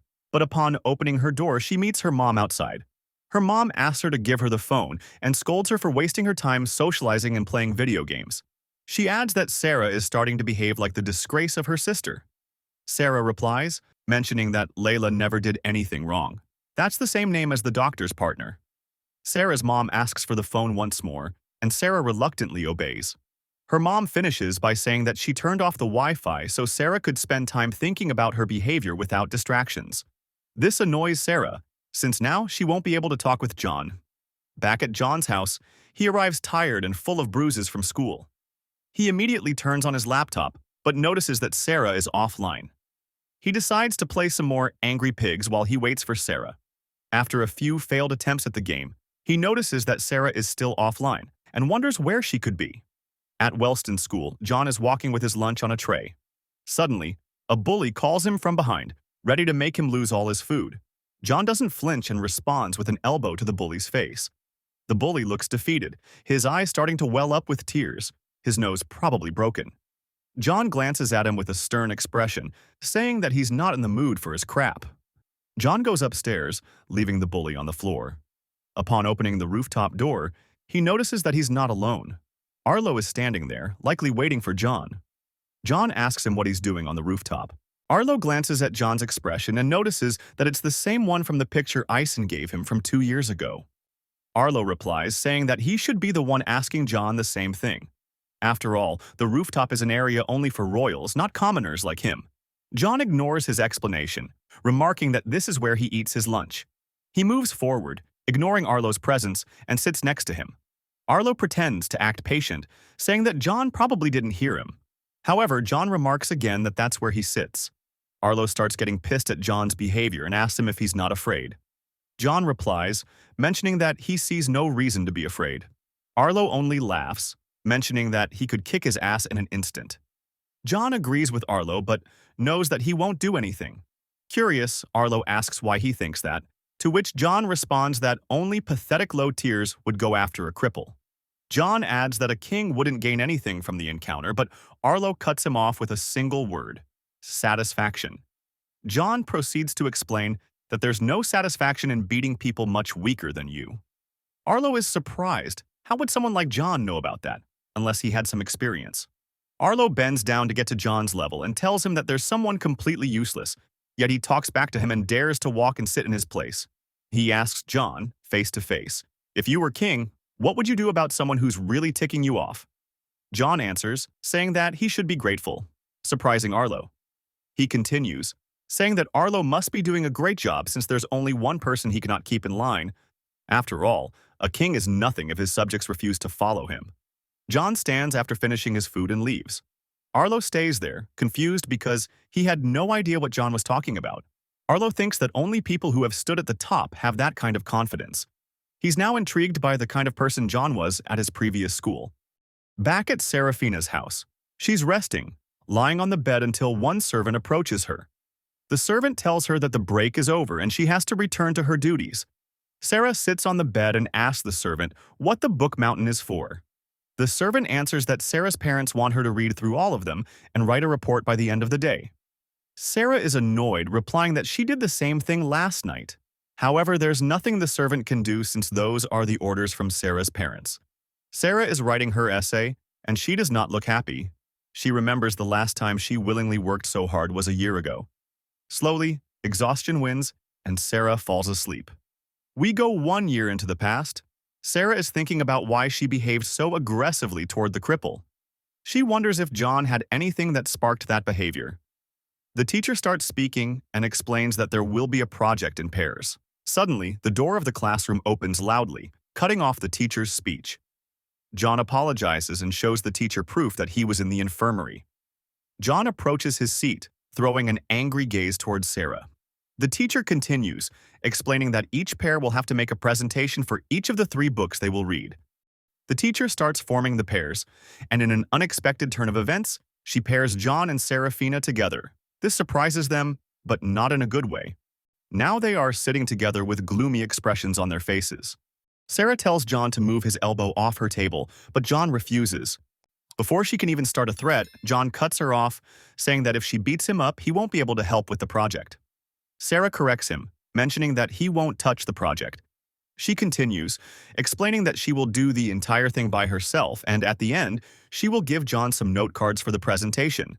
John refuses to follow the plan. He argues that he went all the way to Wellston to learn. However, Sarah ignores John's words and stands up, cutting off his argument. She imposes her decision over John using her heavy presence. Without adding anything, she leaves the classroom while John looks at her with frustration. Sarah works diligently on the project while John dozes off and falls asleep on his desk. On the day of the presentation, Sarah approaches John and shows him the note cards. She tells him that he only needs to read them and follow her cues. John ignores her, and upon receiving the cards, he tears them. This exalts Sarah, who wonders what in the world he's doing. John tells her again that he came to Wellston to learn and not waste his time. He adds that since there was no communication between them, he made the whole project too, and so her notes are useless. He finishes by saying that they should at least try to figure out what to say during the presentation, to which Sarah reacts with anger. The teacher starts the class and tells everyone to get ready for the presentations. John and Sarah stand in front of the class, explaining the plot of a book called Hamlet. So far, everything goes smoothly, and now she gives John his turn to talk. She will give him one and only one opportunity. John starts giving more details about the book with confidence in his words. However, Sarah starts hearing things that are completely different from the actual plot. Sarah, frustrated, wonders if John even managed to read the latter half of the book. Sarah finally receives her grades, a B-. For her, that grade is a low blow to her image. But on the contrary, for John, it's a reason to celebrate. Sarah stands from her seat, and the teacher asks where she's going. Sarah replies, the library, while John watches her, wondering what's with her attitude. After class, John walks down an aisle and starts hearing the opinions of other students about Sarah. Practically all of them make fun of her for getting a B-. even adding that she's a disappointment. John listens attentively, thinking that even someone like Sarah has to go through these kinds of things. In the library, Sarah is checking some books until someone calls her. She lifts her gaze, only to find John. He asks her to work together this time so they do better in the next presentation. She aggressively stands from her chair and forces John against a wall. She tries to intimidate him, saying that if he doesn't follow her order to just read the note cards, she will send him to the infirmary every single day, giving him no chance to work on his project. John asks her if it's really worth going that far just for a perfect grade, to which she affirms. John asks again if she likes doing all the extra work by herself. He adds, wondering if the actual reason for her behavior is that she's constantly trying to impress people. This hits a nerve in Sarah, and she answers, saying that her attitude is none of his business. John strikes back, saying that he will continue doing his part of the presentation, and if he ends up wounded, she can consider the whole project a failure. Sarah does not hold back and promises to make John's life into a nightmare. With a sarcastic expression, John mentions that he's a cripple and there's nothing she can do to make his life more miserable. Sarah continues, stating that if John had followed her plan, they would have gotten an A without having to talk to each other. She's still furious, seeking an explanation for why he doesn't listen to what she says. "Because I don't want to," John replies, surprising Sarah. He adds that others' opinions mean nothing to him, even as a cripple. That is because before going to Wellston, John had already decided that he would live his life the way he wants. Sarah is shocked upon hearing John's answer, still with an angry expression all over her face. It is already night at the Wellston dormitories. Sarah lays on her bed, unable to sleep. Her thoughts kept circling back to John's words about whether all her effort was worth it just for grades and the approval of others. The idea that he could ignore others' opinions and live however he wanted struck her as absurd, almost delusional. The next day, Sarah went to the library to pick up some books. When she reached her usual table, she found John sitting there, working. Annoyed, she asked him why he was there, and he replied that he was working on the project. Sarah reminded him that he wasn't supposed to be doing anything, which only irritated him further. He insisted that he would do his part of the work regardless of her opinion. With reluctance, Sarah sat down, both of them silently resenting their partnership. As John finished a section of his work, Sarah requested to review it, arguing that it was reasonable given that they were supposed to be working together. John initially refused, but Sarah swiftly took the paper from him. Reading through it, she found several inaccuracies and questioned what was wrong with him. John defended himself by blaming the difficult language of the book, and Sarah told him to consult her if he had doubts instead of improvising again. They continued working on the project, but John eventually dozed off. Sarah slammed a book against the table, startling him awake, and ordered him to keep working, much to his frustration. After their second presentation, Sarah glared at her grades in disbelief. It was an A-, which felt like another failure to her. She couldn't understand why she kept falling short. In contrast, John was thrilled. Approaching Sarah, he celebrated their success, only for her to correct him coldly. She pointed out that the minus meant they had failed to meet expectations. Annoyed, John asked why she couldn't be satisfied with a good grade, but she ignored him, walking away and telling him not to speak to her again. As Sarah wandered through an aisle, she overheard laughter from nearby. Peering around a corner, she saw John being bullied by two girls. He was injured but still told them to stop gossiping and focus on themselves. One of the girls revealed they had been talking about Sarah, mocking her for her recent grades and calling her an embarrassment. Sarah froze in shock as she listened, but to her surprise, John defended her, stating that her dedication and hard work were undeniable. The bully responded by shoving John against the wall, mocking him for thinking his opinion mattered. Before things escalated further, Sarah stepped in. She grabbed the bully's face and slammed it against the wall, leaving John stunned. Holding the bully in place, Sarah turned her attention to the second girl, who immediately began to tremble. Terrified, the girl fled, abandoning her partner. The remaining bully turned to confront Sarah but stopped in fear upon recognizing her. Sarah demanded to know why she thought she could attack John and speak about her that way. The bully stammered an apology, claiming it was just a joke. Sarah ordered her to leave, and the girl ran off without hesitation. Once they were alone, John thanked Sarah. She dismissed his gratitude and stated they needed to start working on their third presentation. John, smiling weakly, responded that he would join her after a visit to the infirmary. Back in the library, John and Sarah were working on their project.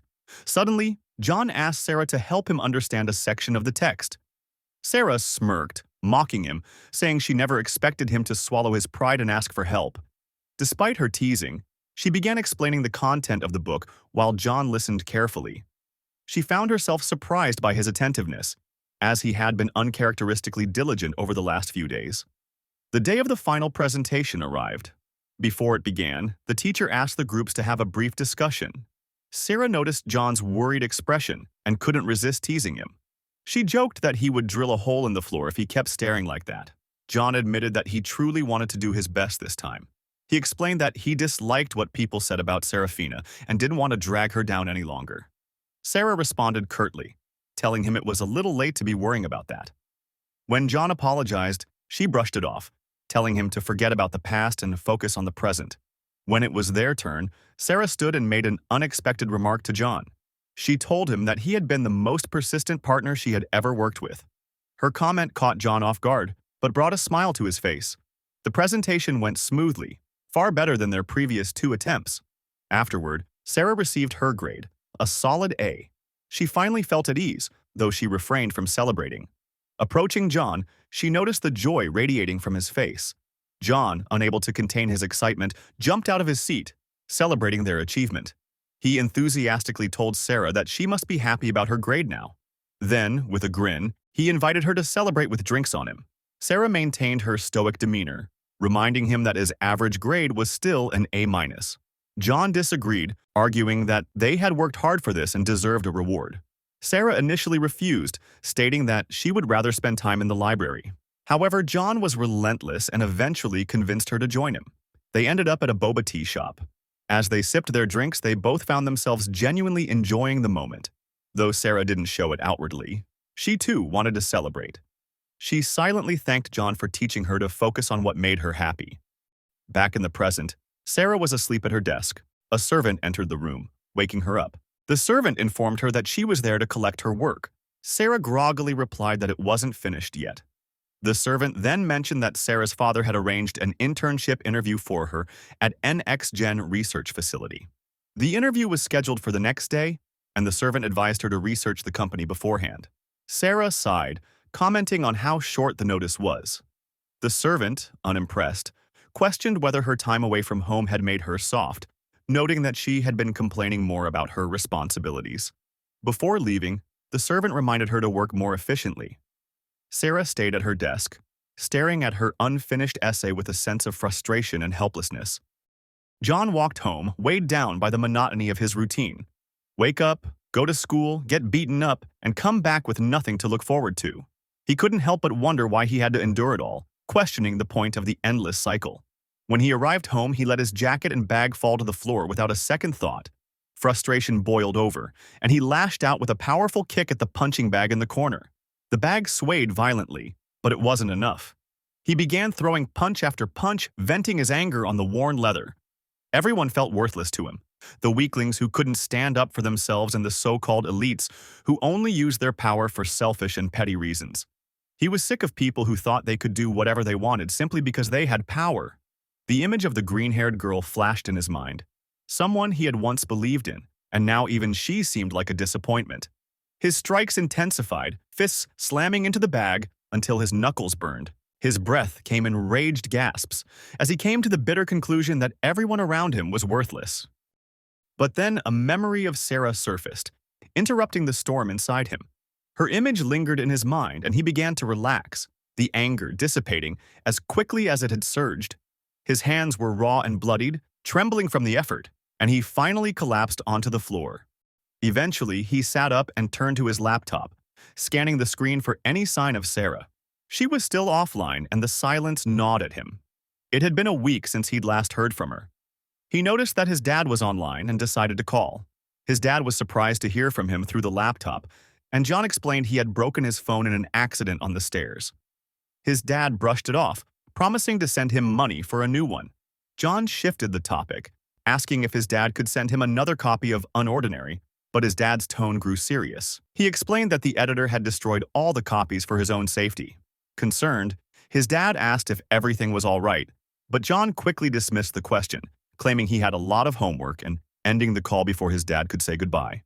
When his dad called back, John ignored it and closed his laptop. Back at school, Eason was keeping an eye on John, unsure of what Arlo was planning but recognizing that it was working. Slowly but surely, John's true colors were beginning to emerge. We are now at the headmaster's office. A blonde guy is knocking on the door and the headmaster invites him in. This guy, called Keen, is the head of security at Wellston. The headmaster invites him to sit and watch the news. The news is talking again about the group Ember. A new body has been found with its mark, and this time, it's in the town of Wellston. The headmaster asks Keen what he thinks about these news reports. Keen answers that it is frightening to see high tiers being murdered. He adds that it is pretty hard to understand Ember's objective. The headmaster asks him if he remembers Ray, the former king of Wellston. Of course, Keen remembers. Ray was a brilliant student with immense potential and a powerful electricity ability. The headmaster reveals that Ray was murdered by Ember a month ago, leaving Keen perplexed. He does not understand how that was possible. The headmaster explains that it might be linked to the fact that Ray got his hands on a copy of Unordinary. Keen is still shocked, considering that Ember must have strong members capable of taking down high tiers like Ray. The headmaster instructs Keen to monitor everyone entering the school until the situation with Ember is resolved. He adds that, combined with the reason behind Seraphina's suspension, Wellston now has 2 incidents related to Unordinary. This means the authorities will be keeping a close eye on them. The headmaster continues, asking Keen to bring any suspicious individuals to him for questioning. He also requests that Keen try to keep the authorities away from the school's internal matters. In another part of the school, a blue-haired guy is walking down the aisle. He spots Eisen and immediately hides, wondering what Eisen is doing. Around the corner, Eisen is watching a scene between John and 4 bullies. One of the bullies is pushing John against the wall. John asks him to stop touching him, making the bully and his crew laugh. The bully reminds John that he's the strongest there, so he can do whatever he wants. As he says this, the bully lunges at John with a jab. John swiftly evades the hit and grabs the bully's arm. Using the bully's momentum, John brings him to the floor, applying pressure on his elbow from behind. John, tired of the bullying, yells at him, telling him to never touch him again. While yelling, John increases the force on the bully's elbow, breaking it. The bully's 3 partners launch themselves at John, using their abilities. John stands his ground, ready for the impact. His eyes begin to release a yellow glow, revealing that John actually has an ability. John stands up, his eyes still glowing yellow. Suddenly, his mind recreates a similar scene from his past. He sees himself at his previous school, surrounded by defeated guys. Among them is a green-haired girl looking completely defeated in the background. A younger John stands triumphant in a deserted area, facing the green-haired girl. He tells her if she really thought he would be defeated just because she gathered a bunch of weaklings. John calls her Claire and adds that he expected more foresight from her. Apparently, Claire had known long before they met that John would become king of the school. She looks at John with fury, but he continues speaking. He asks if the only reason she helped him was to improve her position. Claire remains silent, breaking John's patience. He grabs her by the hair, demanding an answer. He asks why she made everyone turn against him. Claire yells back, telling John to look at himself. John looks confused, and Claire seizes the moment to free herself from his grasp. She slaps him hard across the face. Yelling at him, she tells him to take a good look at the kind of monster he has become. She says he only looks for reasons to hurt people and cares for no one but himself. Claire calls him a tyrant and a hypocrite, declaring that he does not deserve the power he has. She wishes she had never helped or met him. This breaks John, and he yells at her to shut up. Claire defies him, daring him to silence her with violence, just like he did with everyone else. John grabs her shirt and prepares to punch her, screaming at her in rage. But before the impact, he notices her expression. Her face is filled with fury and deep disappointment. Claire calls him a monster before falling unconscious from his punch. John snaps back to the present. His body relaxes, and he decides not to use his ability. Once again, he remembers Claire's voice calling him a monster. By the look on his face, it is clear that this memory has left a wound he still cannot heal. The bullies are still rushing at John, and one of the girls launches the first attack. John manages to block it, but his arm is on the verge of giving out.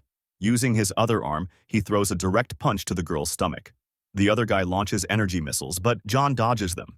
He tries to formulate a plan to escape, and concludes that the best way is to take down the guy blocking the exit. Before he can act, the second girl approaches from behind and lands a hit on John's neck. The first bully follows up with a punch using his fully healed arm. From above, the first girl joins her hands and delivers a devastating attack to John's back. He collapses to the floor, bleeding, but the bullies don't stop. The first girl grabs John's head while the first bully prepares to continue the beating. The bully starts lecturing John, but John begins to lose consciousness and doesn't hear anything he says. This enrages the girl holding John's head, and she prepares to hit him again. Just as her punch is about to land, a barrier appears, reflecting the damage. Her arm bleeds heavily from the backlash. The second girl rushes over, asking what happened. She freezes upon realizing that her friend was stopped by Arlo's barrier. Arlo stands nearby, silently observing the scene. He approaches John while the bullies stammer, trying to explain themselves. Without a word, Arlo traps the bully leader in a barrier. The barrier starts shrinking, forcing the bully to bend over to avoid being crushed. Arlo places a foot on him and demands, "Who gave you permission to talk?" He then helps John to his feet. As they walk away, Arlo mentions noticing John's glowing eyes. He wonders why John prefers to be beaten, instead of using his power to fight back. We are now at the infirmary. Arlo is sitting next to John's bed, reading the school newspaper. He's focused on an article written by Ison about Ember. Arlo waits patiently for John to wake up. Meanwhile, John seems to be having a nightmare about his past. In his dream, young John is sitting on the rooftop of his previous school.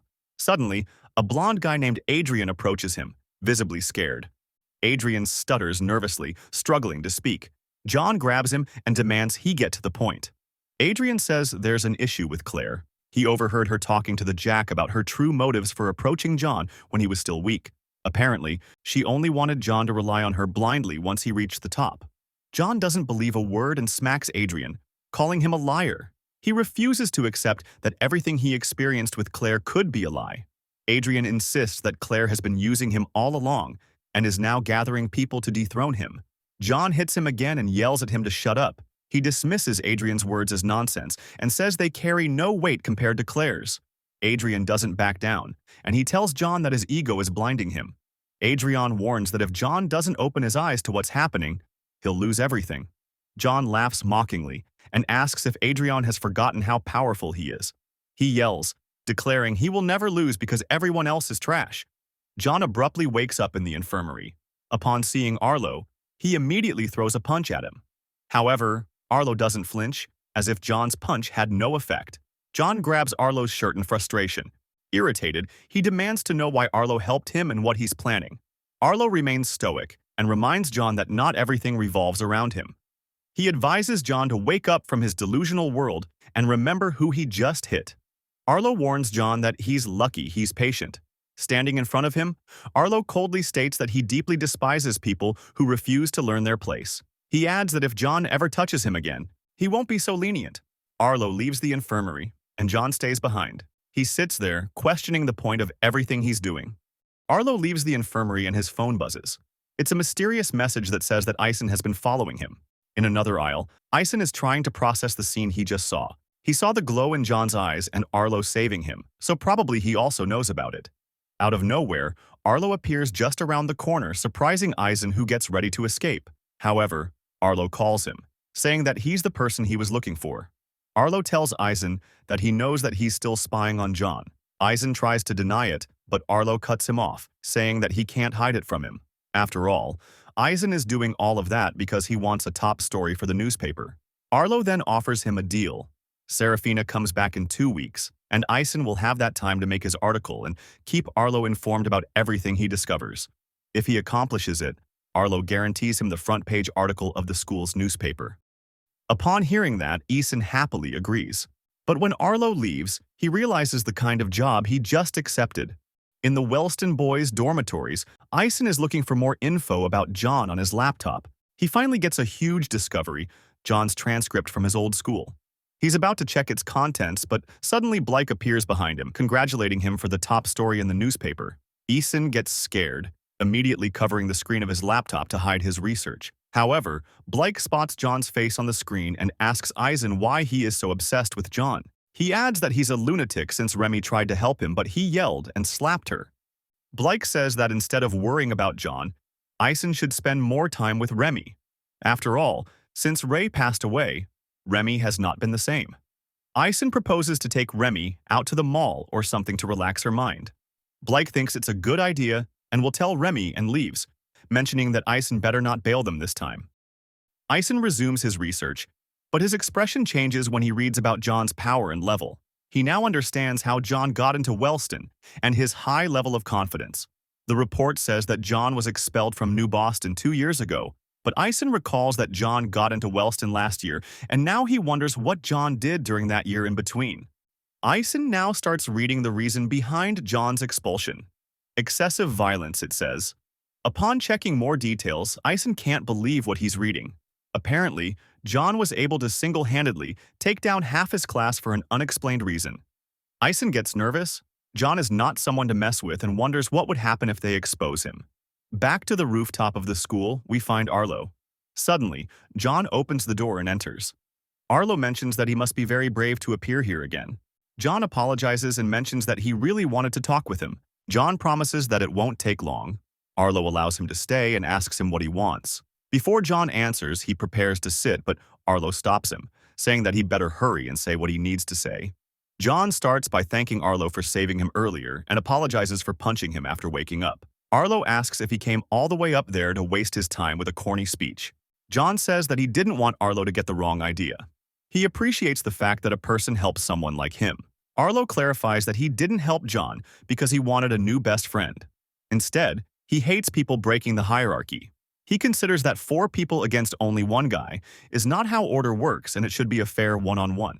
After all, if John had fought each one of the bullies separately, he would have a chance to win. John dismisses it, saying that Arlo is giving too much credit to a cripple like him. John finishes, saying that's all he wanted to say, and hurries off. Arlo thinks that John is a liar, and the fact that he oversells himself as a cripple makes him wonder why he's denying his place. It looks like John is trying to convince himself that he's completely powerless. In another part of the school, Ison is reviewing the information about John's expulsion. He concludes that it was not because he took down half his class, but because the school was not able to control him. Ison thinks that it's better to leave John minding his business, and the best way to do so is to make Arlo forget about it. Suddenly, Arlo's hand appears on his shoulder, scaring Ison. He tries to escape, saying that he's busy, but Arlo creates a barrier blocking his way. Arlo tells him to not even think about running, and that there must be a good reason for ignoring his calls. Ison says that he was not able to find anything, but Arlo does not buy it. Arlo knows that someone able to get information about the Ember organization wouldn't fail at finding basic information about one of his classmates. Being too good at your job was your ruin, dude. Arlo tells him to reveal the information if he still wants a successful story. However, Ison says that he'll drop the story, surprising Arlo. Ison reveals that the best course of action is to wait for Serafina to return and to pretend that his investigation never happened. He continues, saying that everything is good the way it is. However, Arlo replies that John is not in his rightful place. Without thinking, Ison replies that it's not Arlo's business. Arlo smacks Ison against the barrier and reminds him that he decides everything at school and demands Ison to reveal everything. Even in that situation, Ison does not reveal anything. He's afraid of what John could do if Arlo tries to force him. Arlo releases him, surprising Ison. However, Arlo says that all his time won't go to waste and he personally will get to the bottom of this. Arlo leaves, ignoring Ison's warnings, and his begs for him to stop since he's not aware of what he's dragging everyone into. John is walking down the aisle of the school, remembering Arlo's words about being able to win against the bullies. He looks thoughtful but thinks he doesn't want to get involved in hierarchy. He never wants to go back to that time, where hierarchy only brought pain and anger to his life. John keeps walking, and in the corner, he crashes again with Arlo dropping his papers. Arlo doesn't even get surprised. At this point, he's used to that. John bends down to pick up his papers, and Arlo watches him from above, angry for seeing John acting so pathetic, even with the potential of a high tier. Arlo drops a binder to the floor and tells him to use it to avoid embarrassing himself every time he bumps into someone. Arlo is about to leave, but John tells him that he just can't take his stuff. Arlo gets even angrier, but just tells him to keep the binder. John insists that he has to pay him in some way and asks him if he's free after school. They end up going to the same boba store that John and Sarah frequent. John asks if Arlo has ever had boba, to which he replies with a no. John then advises him to order a mango boba, and Arlo agrees. The waitress arrives and asks them for their order. Arlo starts by ordering a large coffee, surprising John since there's no point in ordering coffee in a boba store. John then tells the waitress to bring 2 mango drinks instead, but Arlo refuses and orders his coffee again. John insists again, saying he's the one paying. However, Arlo does not care and orders a coffee on a separate tab. On the TV, the news are talking about NX Gen Research, the company that interviewed Sarah. They explain that it is a lab where they research the root of their abilities, and a huge secret project was put on hold. Back at the table, Arlo is drinking his coffee, and John is by him, not wanting to taste the boba drink. John tells Arlo that he reminds him a lot of Sarah when they first met. Arlo asks him how he ended up being so close with Sarah.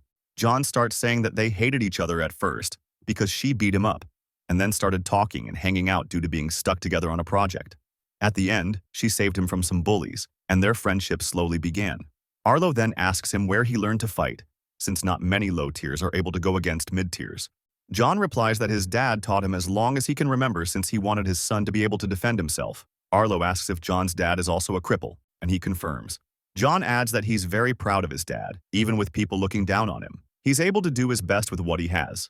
John then asks if Arlo has someone he looks up to. Arlo answers, saying Ray, his predecessor as king.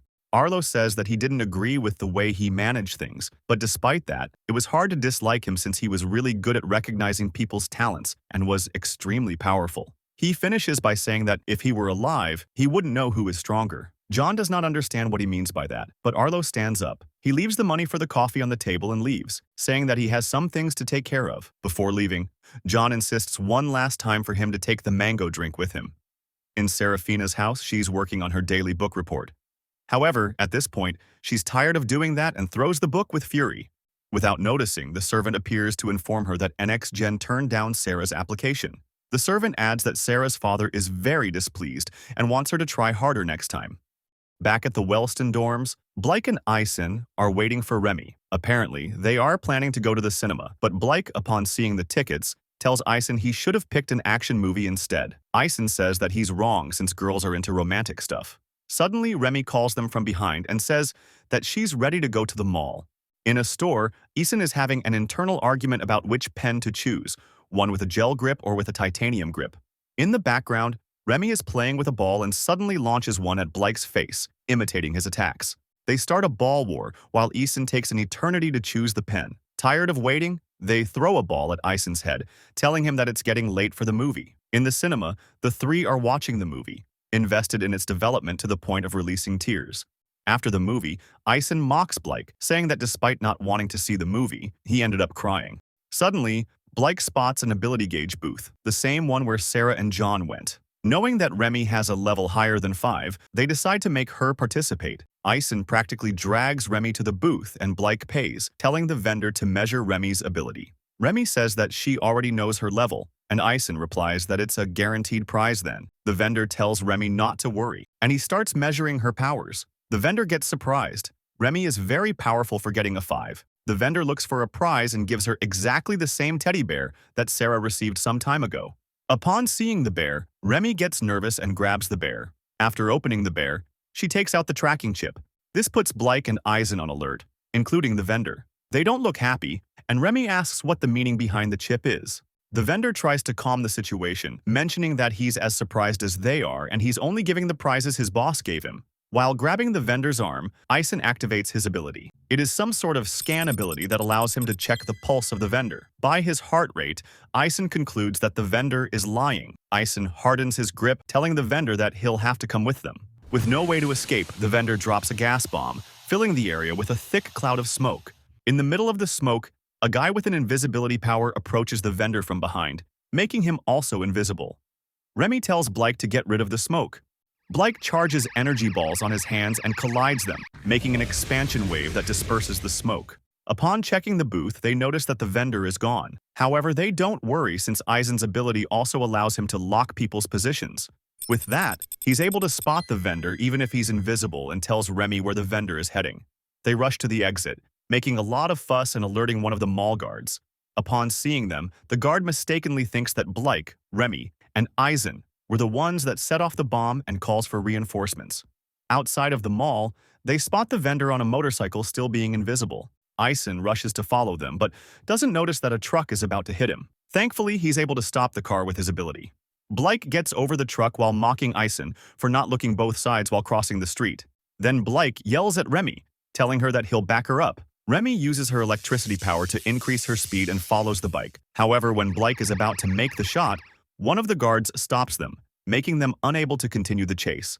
Remy is approaching the bike but wonders why Blake hasn't shot an energy beam yet. Eventually, Remy's range reaches the bike, and she uses her electricity to stop it. The two riders crash to the floor, clearly injured. When Remy is about to get close to start the interrogation, a female guard launches at Remy out of nowhere. However, Remy was covering her body with electricity and unintentionally ends up zapping the guard, making her unconscious. When Remy turns to check on the riders of the bike, she doesn't find them. Remy decides to concentrate to feel any of their electronics. However, the guard grabs Remy's leg with the little force she has left, making a complete halt to the chase. In the security room of the mall, we see the female guard escorting Remy using handcuffs. Ison and Blake are already there, trying to explain to the other guard what actually happened. Blake tells the guard to check the camera footage from earlier to verify that they are not lying. The guard adds that the vendor always gave him bad vibes, but honestly, the guard only started to listen to them after he discovered that they were students from Wellston. The guard says that he'll check the cameras, but they better not do anything funny. However, upon turning, Blake and Ison disobey his orders. While they wait, Ison mentions that he could easily get free from the cuffs, but Blake cuts him off, not wanting to get into more trouble. Remy says that the cuffs were not designed for people like them, and Ison asks, "What's the point then?" Remy continues, asking them why they let the guards catch them if they were stronger. Ison replies that he didn't want to get into trouble, and Blake says that the authorities were backing the guards. Remy says that that's the point. The cuffs are for mid-tiers, but for people like them, they act as a reminder that there are lines that shouldn't be crossed. They might be strong, but the authorities will always stop them. In the camera room, the guard is checking the footage. The students were not lying, but due to the smoke, the camera did not record much. However, at the booth, they notice a hooded man picking up the teddy bears and taking them out of the mall. The guard tries to follow him, but the hooded man managed to avoid all the cameras while leaving. Back to the security room, Remy tells the guys that she accidentally zapped the female guard, and she had to help her cuff herself. She starts daydreaming about how many guards it would have taken to stop her if she wanted to keep chasing the vendor. However, Remy stops, and her attitude changes. She tells them that she's been thinking about how the authorities would deal with powerful people like Sarah or Arlo if they decided to challenge them. For her, it wouldn't be logical to let people that powerful roam free without some kind of condition. She suspects that they actually don't have as much freedom as they think. Blake dismisses it, saying that they can do whatever they want at school, even not going to classes. However, Remy says that that's the case, but they also seem very obsessive. For example, Sarah and her obsession with perfection, and Arlo with his obsession for order. They are so invested in their responsibilities that the idea of defying the authorities never crosses their mind. Remy adds that it looks like they've been crippled. This automatically makes Ison remember John's past and his change of attitude. Ison then adds that it sounds logical. After all, the authorities need a reliable way to keep strong people in line. Blake is still not sure and asks about the superheroes not being targeted by the authorities. Ison calls him dumb for not being aware of the recent news. Ison explains that those superheroes don't act according to the authorities' wishes, and out of nowhere, a group called Ember appears and starts killing them. Blake gets shocked but still finds it hard to believe, despite Ison saying that there is no choice but to get rid of a threat that can't be controlled. Ison turns to Remy, revealing that she asked him to write an article about Ember for the front page of the school's newspaper. Remy wanted the students to be more wary about Ember's existence and to slowly introduce the idea that Ember and the authorities are connected. Suddenly, the guard appears telling them that the three are clear. However, the case was escalated to the authorities, so they need them to give an official statement, which annoys them. At Seraphina's house, she's working on her assignments late into the night. Suddenly, a pile of books crashes onto her table. The servant explains that it's the work her dad assigned her for the night. The servant says she'll return in the morning to collect the assignments and warns Sarah not to disappoint her parents again. As soon as the servant leaves, Sarah shoves all the books off the table in frustration. Standing amidst the mess, she sees John's image flash through her mind. Even as a cripple, John fights, bluffs, or escapes from his challenges. So, what's stopping her from breaking free of her own situation? Morning arrives, and while Sarah checks her laptop, the servant reappears to collect the assignment. Sarah tells her she hasn't touched the books and won't be giving her anything. The servant warns her of the consequences if her mother finds out, but Sarah interrupts. She declares she'll speak directly to her mother. When Sarah moves to leave her room, the servant tries to stop her and insists on delivering the message herself. Sarah freezes time, leaving the servant immobilized, and heads to her mother's room. Standing outside the door, she feels nervous but reminds herself that if John can stand up for himself, so can she.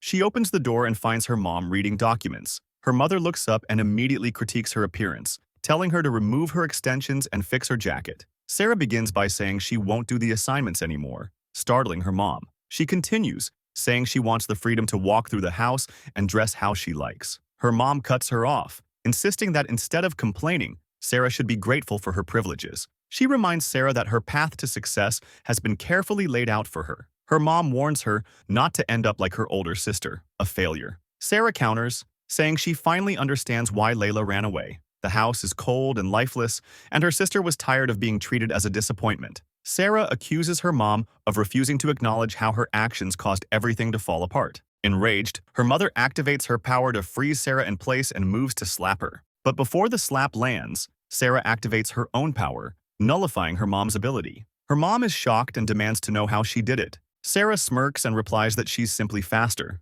Sarah then uses her power again, freezing her mother. Her mom demands she stop, but Sarah ignores her and states her terms. She wants a ticket to Wellston by tomorrow because she refuses to stay another day in the house. She also demands her phone and credit cards be reactivated since she'll be packing that night. Her mother, still frozen, says she won't allow her to leave. But Sarah replies that she'll leave regardless. The only choice her mom has is how it happens. Sarah warns her to consider how people will react if both her daughters run away. As she prepares to leave, she mocks her mom, insisting she only flies first class. Her mom yells at her as she walks away.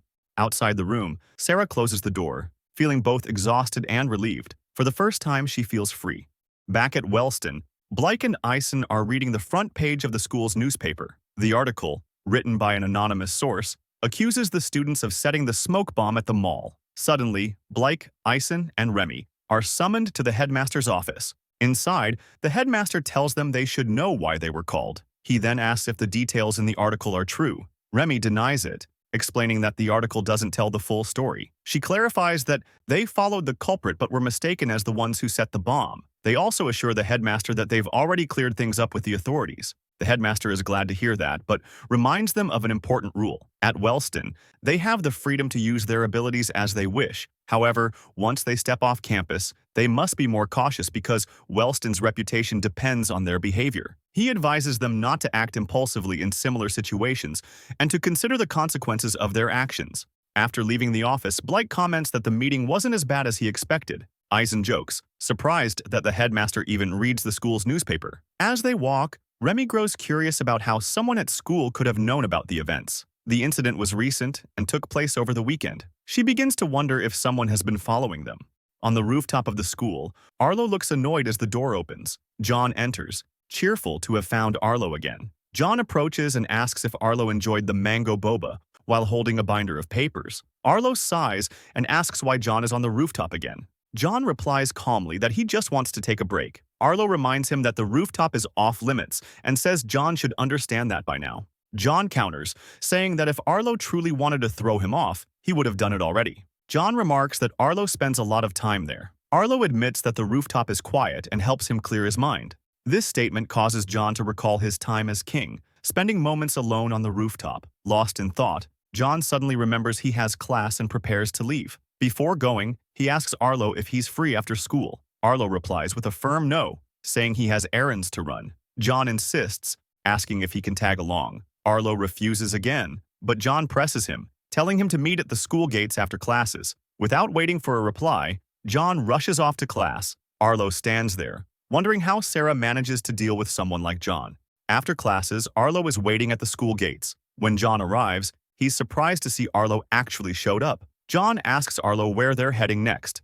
John and Arlo are on a bullet train heading to an unknown destination. John, growing impatient, thinks about how long they've been on the train. He finally asks Arlo where they're going. Arlo tells him to relax and wait until they arrive. Meanwhile, at the airport, Sarah has just gotten off her plane. She tries calling John but gets no answer, concluding that he still hasn't bought a new phone. She takes a taxi and starts heading toward Wellston School. Elsewhere in the city, Arlo and John step off the bullet train.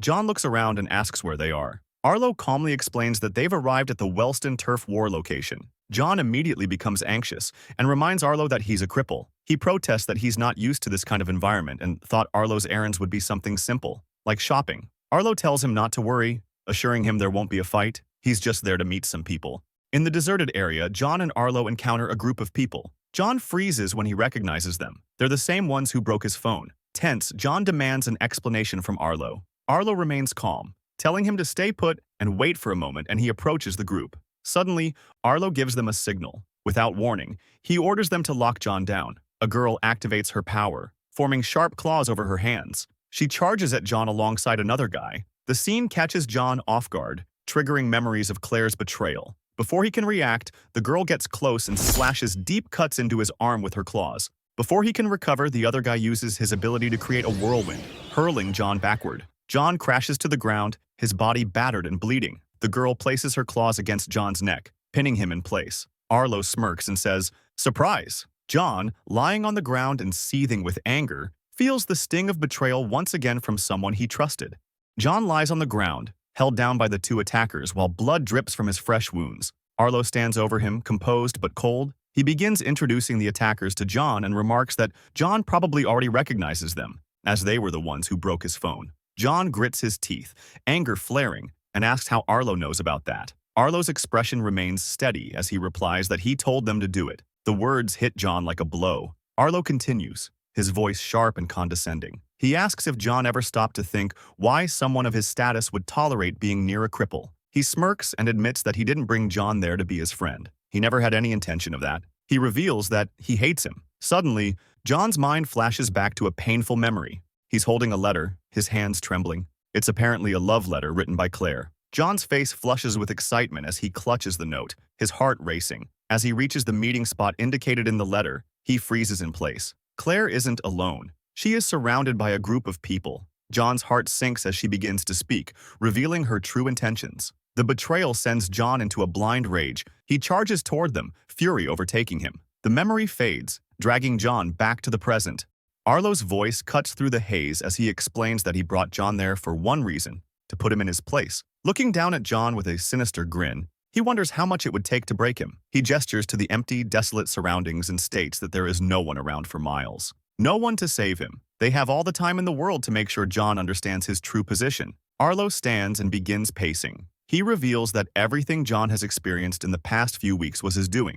Arlo states that Seraphina's suspension, his limited contact with her, the mid-tiers attacking him, and every single encounter were orchestrated by him. Frustration and despair bubble inside John. He had come to Wellston to turn over a new leaf, to leave his past behind. He hadn't harmed anyone and had tried to stay out of trouble, yet everything was ending the same way. Frustration and anger fill his face. He shakes, trembling from the weight of it all. He thinks to himself that he isn't the monster. They are. Arlo looks down at him, triumphant. He asks if John has anything to say. John doesn't respond and keeps his head lowered. Arlo shrugs and turns to the girl, ordering her to help him understand. The girl steps forward, claws at the ready. Suddenly, John lifts his head and screams Arlo's name, his voice echoing across the barren area. A massive whirlwind of black air erupts from him, sending Arlo's allies flying backward. They crash to the ground, stunned and struggling to comprehend what just happened. The aura around John is suffocating, a dark and chaotic energy radiating outward. His fury manifests as a yellow glow in his eyes, and a strange black aura swirling around him. The group stares in disbelief. They realize that the power of the cripple is actually throwing them back. Arlo's expression shifts slightly, but not to fear. He smirks, his eyes gleaming with satisfaction. One of Arlo's allies is confused, as he was told that John was a cripple. He notices that Arlo is still smiling, so everything must still be going according to Arlo's plan. Suddenly, black claws emerge from John's hands, similar to the girl's. John charges toward Arlo. As he's about to strike, the girl barely manages to stop him. She is shocked to discover someone with the same ability as hers. John doesn't flinch when clashing with her. With ease, he uses his claws to cut deeply into her body. The girl collapses, bleeding heavily. John prepares to strike again, yelling at her not to interfere. Before he can attack, the other guy creates a whirlwind to push John away from the girl. John counters by creating a black whirlwind around him, stopping the guy's wind attack. The guy is shocked to see that his attack barely affects John and that he's also using a wind ability like his. Arlo's allies decide to attack together to stand a chance against John. The guy creates a whirlwind to launch the girl forward, while she readies her claws. John calls them trash and uses his power to accumulate wind in his hands, launching blades of wind at them. The girl is surprised since these wind blades are not part of her ally's abilities. She narrowly dodges them, but her friend is struck directly. The girl becomes enraged and charges at John. He easily evades her attack, accumulating wind once more. He creates a final whirlwind, launching the girl into the air. The wind guy can barely move, but he spots his friend falling rapidly. He prepares to save her, but John appears behind him and pierces his arm with his claws. Wind guy finally admits defeat, acknowledging that John is far stronger than the two of them. He begs John to let him save his friend, but John shows no interest. John pushes him down with his foot, disregarding his plea. Wind guy continues begging, saying that John can do whatever he wants with him, but at least let him save his friend. The girl keeps falling, and the guy screams in desperation. John strikes him again to silence him, as the girl crashes to the ground. Both of them lie unconscious on the floor, battered and wounded. John turns his gaze to Arlo, filled with fury. Arlo looks at him, surprised to see what John has been hiding all this time. John launches one air blade toward Arlo, but he easily deflects them with his arm. John then creates a whirlwind around Arlo to obstruct his vision and charges in, aiming to strike with his claws. Inside the whirlwind, Arlo focuses to sense the direction of the attack, thinking that a little wind isn't enough to make him activate his barrier. John appears and strikes with his claws, but Arlo evades the attack and remains unharmed. Frustrated, John decides to use the wind to rise above the ground and charges at full speed toward Arlo to strike again. As John gets closer, Arlo thinks that once he activates his barrier, John will probably be able to use it too. Arlo decides that the best course of action is to end the fight with one blow. Finally, John's claws clash with Arlo's barrier. The impact causes the damage to reflect back toward John, injuring his arm and making it bleed. However, Arlo starts spitting blood, since John's attack managed to crack his barrier. Arlo seizes the opportunity as John's momentum decreases from the pain and lands a punch, sending John flying across the arena. John recovers from the impact, but one of his arms is severely injured. Arlo takes the initiative, creating a barrier around John and slowly begins to shrink it. Suddenly, John creates another barrier inside the first one to stop it from crushing him. John uses the opportunity to start hitting Arlo's barrier with all his strength. Both John and Arlo are taking damage with each hit, turning the battle into an endurance contest. Finally, John breaks free from the barrier, causing significant damage to Arlo. John charges again at full speed toward Arlo. However, Arlo is too weak to create a barrier in time and receives a direct hit to the stomach. Arlo flies backward, but John creates another barrier to stop him from going too far. Arlo still cannot process the fact that John is using his own ability against him. In that moment, John delivers a powerful punch to Arlo's face. John continues launching kicks and punches without taking a break. Arlo manages to stop one of John's punches, but before he can react, John headbutts him. Finally, Arlo collapses to the floor, completely defeated. John, not satisfied with this, places his shoe on Arlo's face. John threatens him, saying that if Arlo speaks of what just happened, he'll dethrone him. A while later, Elaine rushes toward Arlo's location. Upon arriving, Elaine is stunned by the sight of the three of them completely beaten up. She approaches Arlo and asks him to explain what happened. Arlo asks her to calm down and suggests healing the two guys first since they are in much worse condition. As Elaine heals them, she wonders if the two fought against mirror versions of themselves, as she can't fathom how such a fight could occur. She notes that she has never seen Arlo so badly injured and can't imagine anyone besides Serafina being able to do that. Elaine asks Arlo again to explain what happened and how he ended up so injured. Arlo cuts her off, telling her that it's better she doesn't know and asks her to keep the whole incident a secret. Elaine agrees, but she senses something is off about Arlo. He seems shaken, and he doesn't realize that when someone as powerful as him shows signs of worry, it frightens everyone around them. Back in the city, John, severely injured, walks toward his house. He thinks about being betrayed by Claire and now Arlo. His anger boils over, and he throws his bag in frustration. It hits the frame outside his house, alerting Sarah, who has been waiting for John to return. Upon seeing him, Sarah calls his name and picks up his bag. John, shocked by her presence, freezes, especially given his battered condition. Sarah approaches with a smile and says, "It's been a while." Suddenly, John collapses to his knees, the stress finally overwhelming him. When Sarah notices, she rushes toward John to help him. As she holds him, she asks what happened to him. John recalls everything that transpired and starts crying, feeling vulnerable. He begs Sarah not to look at him in this pathetic state. Sarah, who has always seen John as strong and confident, wonders what could have happened to break him down like this. Sarah helps John stand up and leads him inside the house. wondering what events might have unfolded during her absence. Inside the house, John rests on the sofa while Sarah calls Elaine to ask her to heal him. Elaine picks up Serafina's call, and upon hearing her name, Arlo wonders why she came back earlier. Elaine continues the call and agrees to meet Serafina as soon as possible. Before leaving, she asks Arlo if he's okay. He confirms, but his expression suggests otherwise. Elaine is about to leave when Arlo grabs her arm, making her blush. He reminds her to keep her promise about the incident. Back at John's house, Sarah is filling a glass with water and some ice. She approaches John from behind and softly presses the cold glass against his neck. He jumps off the sofa, but the movement causes pain, reminding him of his injuries. John tells her to be more careful with his injuries, but Sarah dismisses him, saying that Elaine will arrive shortly. Sarah then asks him what happened. John answers that the obvious happened. The cripple is now targeted by everyone since his strong friend is gone. Sarah doesn't buy it and asks him to tell the real story, as it's the first time she's seen him in this state. John tries to change the subject, asking her where she had been the whole time. But Sarah remains stoic, like a wall. John continues, saying she had him worried when she disappeared without a word. Sarah explains that her mom cut the Wi-Fi, but she convinced her parents to let her return early, so she'll be staying at his house for a while. She then demands a full explanation about what happened to him. John tries to think but can't handle the weight of Sarah's gaze, so he gives in. He explains that he got tired of the bullying and didn't want Sarah to see him so defeated. But now that she's back, everything can return to normal. Suddenly, the doorbell rings. It's Elaine.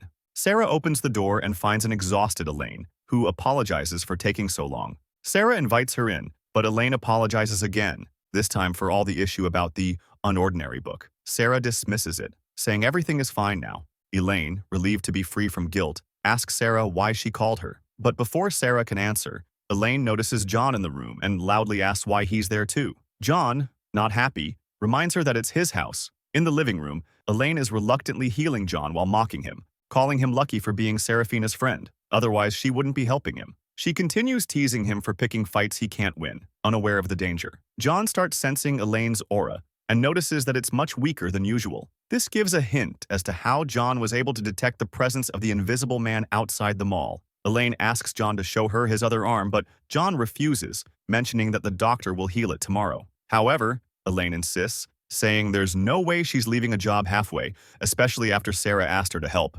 John still hesitates, reluctant to accept. Elaine snaps and forcefully grabs John's arm. While healing it, she wonders who he messed with to end up with injuries like that. Slowly, she starts noticing that the patterns of the wounds look familiar, and the dots start to connect. One arm has claw marks from the girl who was with Arlo, while the other shows signs of damage from Arlo's barrier. Elaine gets incredibly nervous, unable to believe that someone who was supposed to be a cripple could have caused all of this. John notices Elaine's expression and, before she can say anything, covers her mouth with his hand. With a menacing gaze, John tells her to shut up. Elaine looks terrified, and John finally tells her to listen carefully to his instructions. After a while, Sarah returns to the living room after unpacking her things. She notices that Elaine is gone and asks John where she is. John mentions that Elaine just left. Apparently something urgent came up and she had to hurry. Sarah thinks it's pretty strange that Elaine left without saying goodbye. It's 5 a.m. at Wellston School, and Arlo walks through empty aisles. His mind is still stuck on his memories of being beaten up by John. Suddenly, the guy who was saved by John a long time ago, who possesses invisibility powers, appears around the corner, checking on Arlo from behind. In the infirmary, the doctor chats with Keen, the head security at Wellston. Keen tells the doctor that he's tired of the investigation, as he hasn't found anything so far. He mentions that he's scanned all members of the faculty and the guests from the last couple of months, but hasn't found any connections with the authorities. Keen decides to change the topic, saying that he's heard the doctor has a new girlfriend and should at least try to look happier about it. Keen inquires about the doctor's relationship progress, but the doctor asks him to calm down, as it's not serious yet. He adds that he'll be going on another date with her the same week because she has something to tell him. Keen mocks him, telling him to prepare for a breakup. The doctor says Layla, his girlfriend, is a project manager, really smart and very attractive. Keen asks exactly how attractive. The doctor answers with an 11. Suddenly, Arlo appears out of nowhere, causing the doctor to spit his coffee in surprise. Before saying anything important, Arlo congratulates the doctor on getting a super hot girlfriend, much to the doctor's annoyance. The doctor then asks Arlo to explain what happened to his face. Arlo says he's not there to talk about it and just wants to heal up to avoid freaking out the people in the school. The doctor stands to look for the medicine, clearly annoyed that he couldn't enjoy his morning coffee in peace. Keen asks Arlo if everything's all right. Arlo replies that for the most part, it is. Keen mentions that it's a very big deal and asks who did this to him. Arlo dismisses the question, saying that he has the situation under control. The doctor returns with the medicine and hands it to Arlo. He mentions that, since he hasn't treated Arlo many times, the tonic will slowly heal his visible wounds, but it should be healed before classes start. Arlo thanks him, and the doctor reminds him to stay out of trouble. As Arlo leaves, the doctor asks Keen who could have done that to him. Keen guesses that John is probably the culprit, surprising the doctor. The doctor refutes, saying that John has been playing cripple so far. Keen continues, stating that John is the only one who could even touch Arlo. The doctor remains unsure, but he remembers his last encounter with John, who was acting very irritable. It seems that the authorities of the school knew all along that John wasn't a cripple. After a while, Blake and Eisen are walking through an aisle. Eisen is irritated because he doesn't understand his class, but Blake mocks him, saying that with studying, the classes are easy to follow. Suddenly, they hear rumors about Arlo going to the infirmary covered in bruises. Apparently, someone was able to beat him. This alarms Eisen, and he deduces that Arlo didn't listen to his warnings and ended up fighting with John. Blake yells at Eisen, snapping him out of his thoughts. Blake immediately denies the rumors, saying there's no way he believes those lies about Arlo losing a fight. In another part of the school, Remy is heading toward the press room. Upon entering, he calls for Cecile, the turquoise-haired girl who is checking the school's newspaper. She asks Remy what she's doing there. Remy tells her that she needs to know who the anonymous writer is. Cecile remains silent, her face stoic, before she closes her newspaper. She mocks Remy, asking if she doesn't know what the meaning of anonymous is. Remy responds that the person who submitted the article is planning something. Cecile asks for a source, but Remy says she just has a feeling. Hearing this, Cecile refuses to help, stating that without a proper reason, she won't hand over confidential information. Remy tries to convince her, saying that something bigger is happening around them, though she's still not sure what it is. Cecile tells Remy to get her information elsewhere. She won't risk her reputation over something so vague. Remy gets serious and reminds Cecile that she's the queen and demands she tell her the name. Cecile laughs with a smirk upon hearing Remy use her position as the queen. Remy continues, saying that her responsibility as the queen is to maintain a safe environment for everyone, and she needs the information for that. Cecile cuts her off, calling her speech a joke. Suddenly, Cecile moves in front of Remy with great speed. She tells Remy that if she wants that information, she'll have to force her to say it.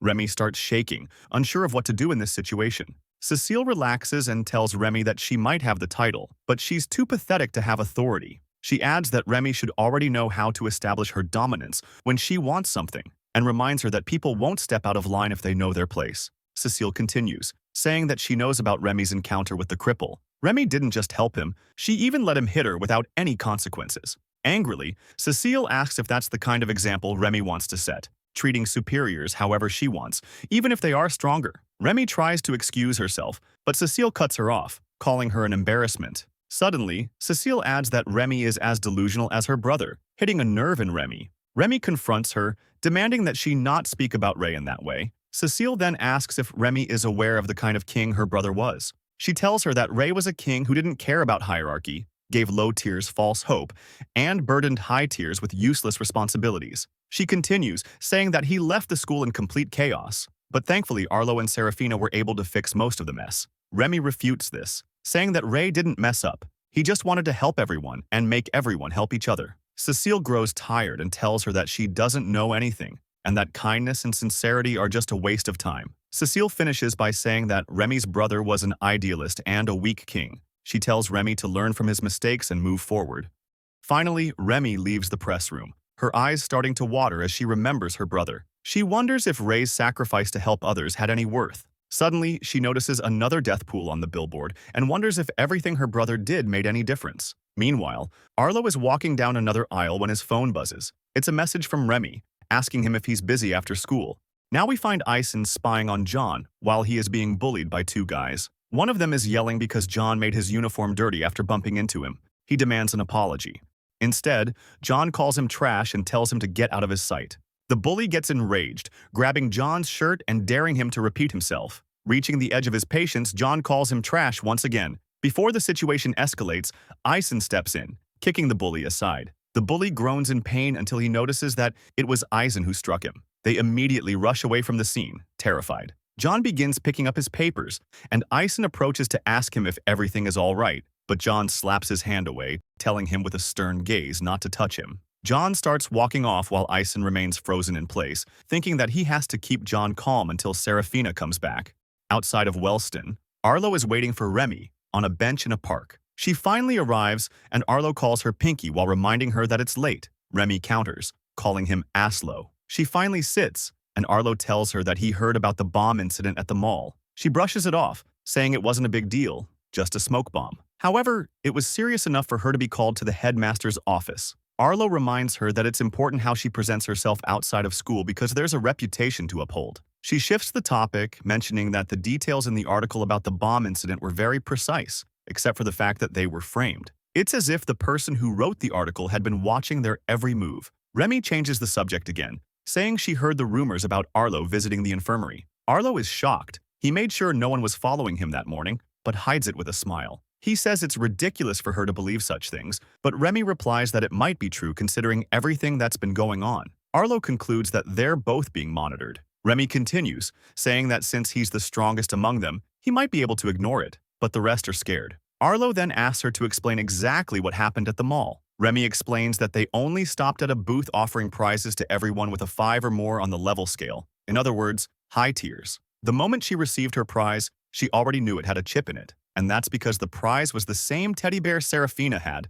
This last detail made them realize that Sarah was probably being tracked too. Arlo then concludes that the person who wrote the article must be working under Cecile, who is also a high tier. Those people likely have information about all high tiers at Wellston. But what troubles Arlo the most is how long this has been going on, and what their true purpose is. Remy still keeps her composure, believing that Arlo was still safe, but then everything clicks. The fact that someone spread rumors about Arlo being injured means he's also being observed. Remy stands up, realizing that the rumors were actually true. Her face, full of disappointment, can't believe Arlo lied to her. She demands to know if hiding the truth was really that necessary. Arlo averts his gaze, trying to reassure her that everything's fine. She yells, saying that nothing around them is okay. She starts trembling, trying to understand why he acts like that, especially after what happened to Remy's brother. She keeps shouting, saying that nobody is invincible, while Arlo looks perplexed. Remy calms down a little and sits again, asking why he's acting like Ray, always hiding things from her while everyone around keeps getting hurt. Remy starts crying. Her helplessness overtakes her. She doesn't think she'll be able to endure losing someone else again. Arlo embraces her as she tries to wipe her tears. He reassures her that he's strong, so he'll be fine. But instead of giving her peace, she responds that Ray was also strong. The tension eases a bit, and Remy decides to ask who was able to defeat Arlo, but he confesses he can't say a word. She tries to guess, accusing the Ember organization. But Arlo is surprised, wondering why Ember would go after someone like him. Arlo tries to reassure her again, saying that those injuries aren't anything serious, just some personal matters. He'll reveal everything eventually, so she shouldn't worry. Arlo brings up the high-tier situation again, and is completely certain that the answers must lie within someone at school. At the airport, a mysterious man steps off a plane holding a slip of paper with John's address. Meanwhile, at Wellston, Arlo walks through the hallway, deep in thought. His classmate has to raise his voice to bring him back to focus. Just then, John accidentally bumps into Arlo again. Arlo immediately tenses up, unsure of what John will do. Before anything happens, Arlo's classmate grabs John, ready to punish him for bumping into the king. But Arlo stops him harshly, grabbing his arm and applying pressure. The classmate is shocked. He's never seen Arlo lose composure like that. Arlo reprimands him, saying that someone powerful like him should focus on more productive things instead of wasting energy on someone as worthless as John. He releases the classmate and walks off, leaving him confused. As he continues walking, Arlo's thoughts are filled with disgust toward John. He hates how John hides his power, pretending to be powerless. Even worse, John is dragging Serafina into that same mindset. Arlo sees it as cowardly, abandoning the responsibilities that come with strength and leaving everything to him. Around the corner, Ison has seen everything. He's thrilled at the idea of a confrontation between two kings. He'd love to write about it, but he values his life too much to try. Elsewhere, in John's house, Serafina is sitting and checking her phone when the mysterious man from earlier suddenly opens the door. He calls out to John but pauses, startled to see Serafina instead, thinking that he just broke into someone's house. She quickly realizes that he is John's father. He recognizes her too, thanks to her distinctive purple hair. They both shake hands, and John's dad introduces himself as William. Serafina mentions that John talks about him often, which makes William a bit flustered. When he asks where John is, Sarah says he should be back soon from school and casually adds that she's suspended. Curious, William asks why, as he thinks what kind of classmates John is hanging with. Sarah reveals it's because she got caught reading a book called Unordinary. Hearing that shocks William, he instantly connects the dots. John had asked him for a new copy of Unordinary after his previous one got confiscated. William had no idea John had shared the book with someone else, let alone someone like Serafina.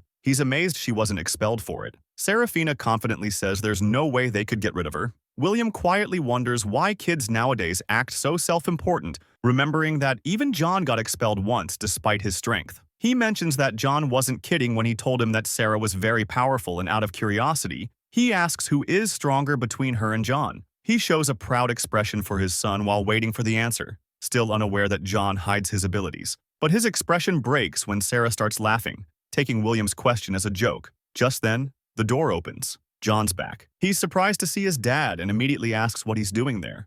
William raises an eyebrow, amused that John expects him to need a reason to visit his own son. John, clearly caught off guard, complains that William should have told him beforehand. William calmly replies that he tried, but John either ignored his calls or hung up. John asks Serafina for a moment alone with his dad and tries to pull him aside, but William doesn't move. He scolds John for being disrespectful toward his father. Serafina watches them with a soft smile, noting that William is nothing like her own mother. Outside, William lectures John, saying he needs to answer calls or else he'll worry. With no other choice, he decided to visit him in person. John assures him that everything is fine. William smirks, teasing that of course things are fine. John's got a girl living with him. John blushes and quickly clarifies that Sarah is only staying there because she's suspended and had nowhere else to go. He couldn't just leave her like that. William settles down and says Sarah seems like a good girl. Curious, John asks what they talked about. Proudly, William shares that he learned Sarah got suspended because of John and that apparently John can't stop talking about his dad. He even asked her who was stronger between the two. John instantly reacts, almost shouting, "Why would he ask that?" William, calm as ever, says he was just curious. John panics, afraid that Sarah might have figured out the truth. He asks what she said, and upon hearing that she laughed it off, he breathes a sigh of relief. But William senses something's off. He questions John's strange behavior and gets more suspicious when John refuses to talk. William says if John won't explain, he'll just ask Sarah. That finally breaks John. Desperate, he begs his dad to wait and then tells him the truth. William doesn't understand. Why pretend to be powerless? He reminds John that he always taught him to defend himself, not hide. John lowers his gaze, haunted by old memories. He recalls how, at his previous school, people constantly talked behind his back, calling him a tyrant and a terrible person. John was not able to control himself, and he ended up losing his temper, doing everything in his power to shut them up. It got to the point that he started to think that he didn't deserve his own power. William listens quietly and tells him that, whether he deserves it or not,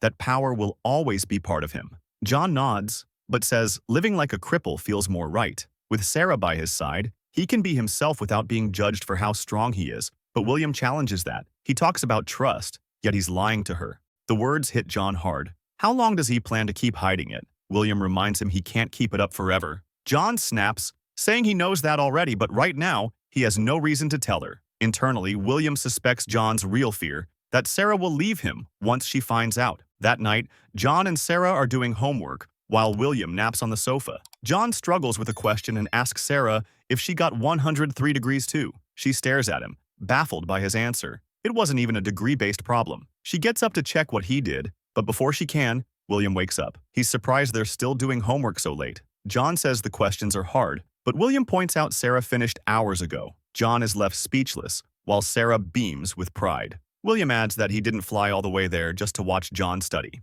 He gets up and asks where the poker set is. He's in the mood to play cards. John is clearly embarrassed by his dad, but Sarah laughs and says William is awesome. He actually prioritizes spending time with his son, unlike her mom. The three of them are now seated, playing a game of poker. With her current hand, Sarah feels confident and raises her bet. John and William don't flinch and immediately match the raise, surprising Sarah with their composure. She glances at the table and realizes the situation doesn't look favorable for her. She decides to wait, expecting John's move. He promptly raises the bet to a ridiculous level, shocking her with the confidence he must have in his hand. However, based on the cards on the table, his chances of winning appear to be very low.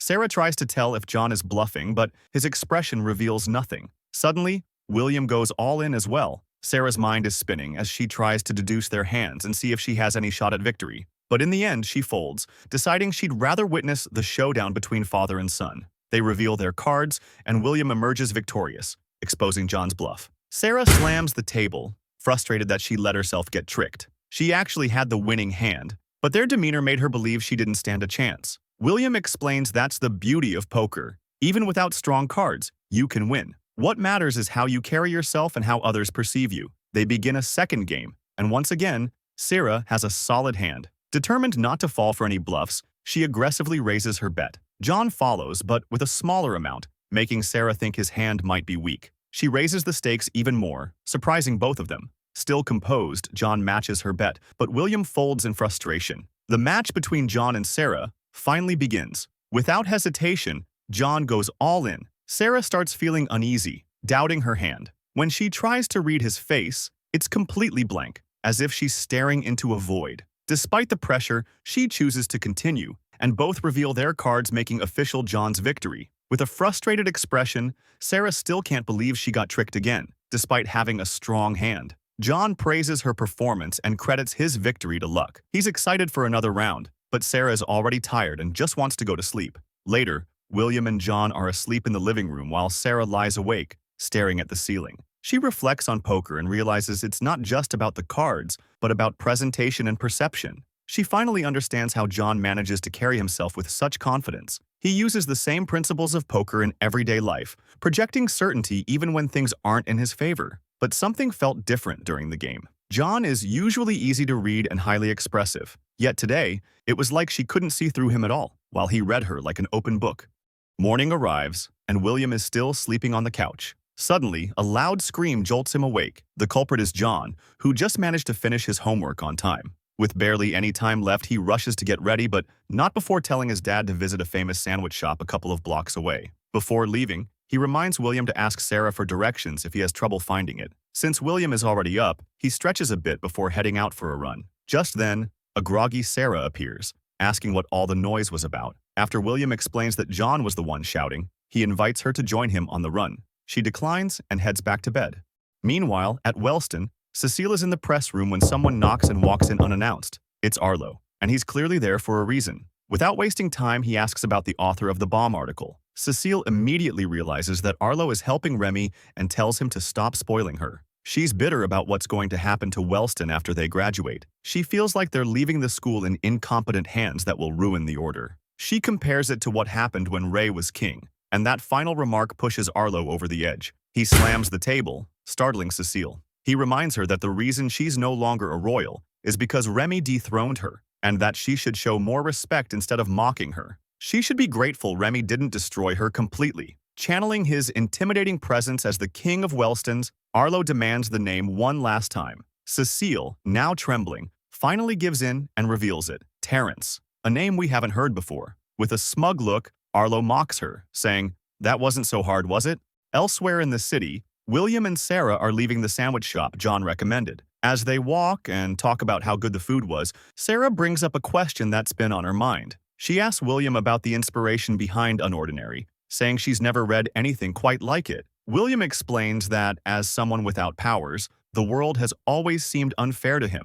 That led him to wonder, what would the world be like if everyone were equal, if nobody had powers? And what if there existed a being with unmatched strength? Someone who could see people's strengths and weaknesses. How would that person guide the world to make people happy? He goes on to say that if he were that person, he'd want to create a world open to everyone, one that doesn't revolve around who's stronger. He admits it's a little embarrassing that the main character is based on him, but he's happy that the story resonated with so many people. Sarah then asks why he dedicated the book to John if the story was inspired by his own experiences. William reveals that, at the time, John was going through a rough period, and this surprises Sarah. He didn't have the right tools to reach out to John directly, so he tried speaking to him through the book. Despite everything, he says he feels relieved now. He's glad to see that John is doing well and that he has a friend like her looking out for him. Sarah brushes it off, saying there's no need to thank her. After all, John always finds a way to take care of himself. Night falls, and William is getting ready to leave, even though he only spent one night with John. He explains that his visit was just to check in and make sure John wasn't doing anything reckless. Now, feeling reassured, he says he's glad knowing Sarah is there to keep an eye on him. Sarah thanks William for writing such an inspiring story and wishes him the best. Despite everything, she says that he is strong in his own way. Moved by her words, William can't help but hug them both before heading out. Just before taking his taxi, William gives John a final reminder. The more he hides his secret, the worse things will get. John pulls away from the hug, replying that he knows. With a small smile, he tells his dad to be careful on the way home. As William walks to the car, he glances back at John and Sarah one last time. His expression changes. His thoughts drift to Claire. He silently begs his son to make his choices wisely, unsure if John could handle going through something like that again. Back inside the house, John reminds Sarah that tomorrow will be her last day of suspension and asks if she's excited. She coldly replies with a no. She knows that once she returns, her suspension will be the talk of the school. She'll have to face everyone's stares and gossip all over again. Sarah adds that maybe getting expelled would have been better. That comment strikes a chord in John, who disagrees. He tells her that someone as strong as her shouldn't have a mark like that on her record. Seeing how serious he looks, Sarah gives him a light kick and reminds him she was just joking. She admits that what she'll miss the most is her current situation, being away from school and her parents, with no one poking into her life. For once, she was able to clear her mind, and she's sure that going back is going to suck. Meanwhile, at Serafina's house, someone knocks at the door. The servant opens it and finds two men in suits waiting outside. When she asks what they want, they say they're there on behalf of the authorities. The servant immediately tenses, confused about what kind of business the authorities could have with them. She apologizes, saying Sarah's parents aren't home, and tries to close the door, but one of the men blocks it with his hand. He calmly explains that they have orders to interrogate Serafina before her suspension ends. They hand the servant an official document requesting an audience with her. They begin to step forward, but the servant stops them again, explaining that Sarah is no longer there. She returned to Wellston at the beginning of the week. Surprised, one of the men asks where she's staying, noting that no one informed them about her return. The servant replies that she doesn't know either. The best way to find her is to wait for her to return to school. The men seem to believe her and leave without further questioning. Once the door closes, the servant finally exhales in relief. Apparently, the influence the authorities have is even greater than expected.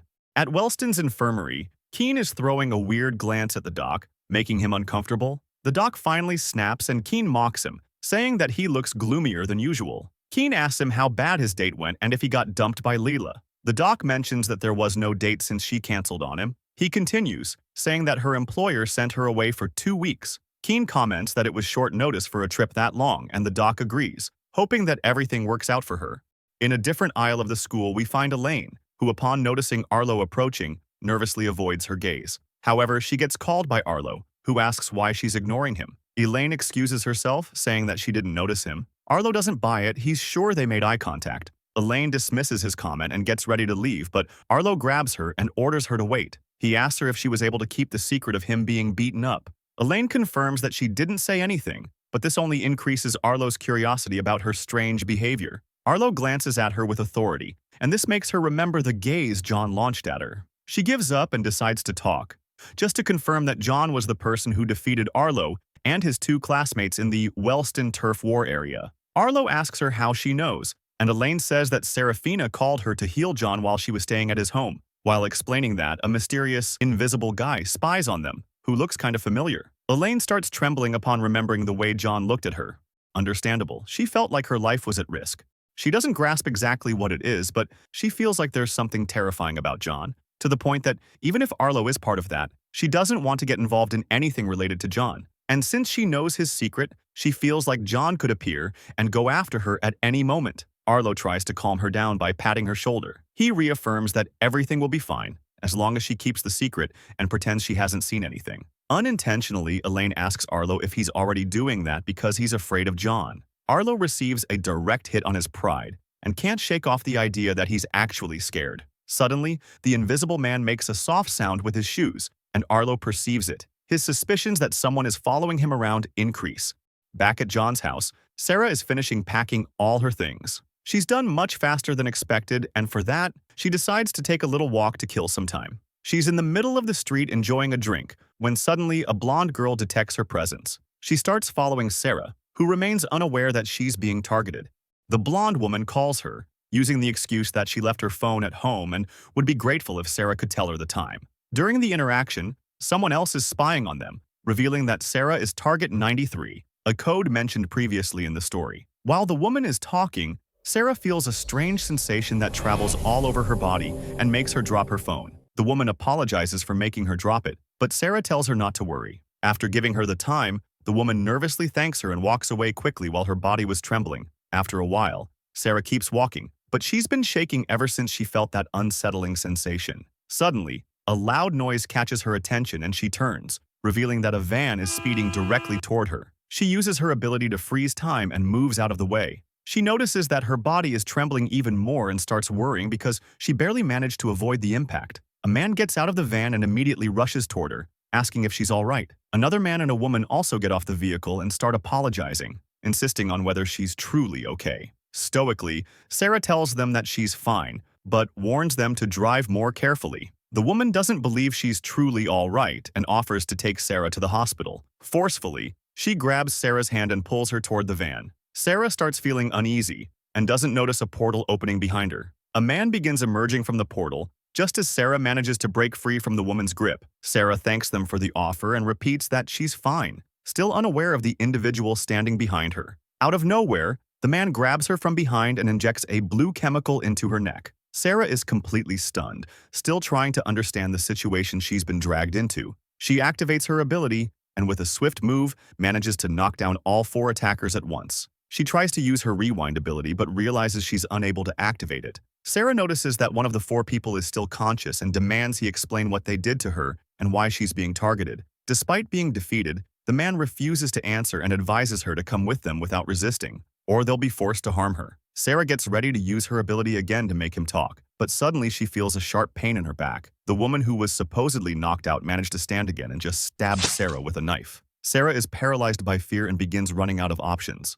Sarah snaps back and manages to throw an elbow, pushing the woman away from her. The woman slams into a wall and is finally knocked out. However, this gives the other 2 men enough time to stand up again, knives in hand. Sarah grabs the knife and pulls it out of her body. She starts noticing the effects of the chemical. Her ability is weakening to the point that she can't even rewind her wounds. Thankfully, at least she seems able to freeze the area where she was stabbed. She gets into a fighting stance and uses her ability once more, swiftly cutting down her 2 opponents, who had no time to react. They collapse, completely defeated, but when Sarah scans the area, she spots the 4th man escaping through one of his portals. She's about to chase him, but the pain from her wound suddenly returns. She's so weak that her freeze ability is wearing off from the injury. Her mind starts to blur, and she realizes the injection caused more than just physical harm. Desperately, she starts wondering how those people managed to obtain such a chemical and what they want from her to the point of targeting her. Her vision starts to fade, but she refuses to give up and stands, knowing she must return to John's house at all costs.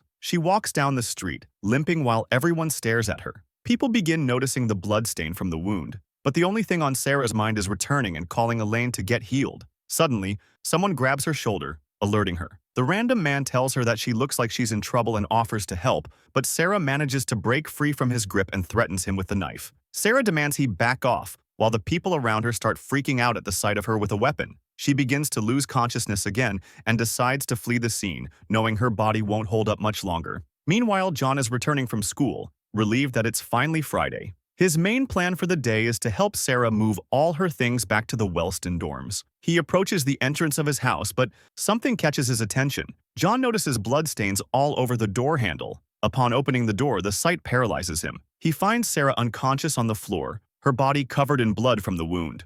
John rushes to her, desperately trying to wake her up. He then notices her bleeding, and his mind can't process how this could have happened. John grabs Sarah's phone and immediately calls Elaine, who is resting in her room. She picks up the phone, thinking that Sarah is calling her, and asks if she's all packed up. However, she hears John's voice on the other end of the call and freezes in fear. John tells her that she must come over as quickly as possible to heal Sarah, but before he can finish explaining, Elaine hangs up on him. He starts calling her repeatedly, but Elaine refuses to answer, begging to be left alone in peace. John is boiling with fury, to the point of wanting to settle things violently if they ever cross paths again. Upon checking Sarah's contacts, John realizes that his only option is to call Arlo. At the dorms, Arlo picks up his phone, expecting an answer from Sarah, but he's surprised to hear John telling him to come to his house with Elaine immediately. Arlo tries to ask what's going on, but John cuts him off, yelling at him to hurry. A short while later, Arlo and Elaine arrive at John's house. Arlo is shocked when he sees Sarah in that condition,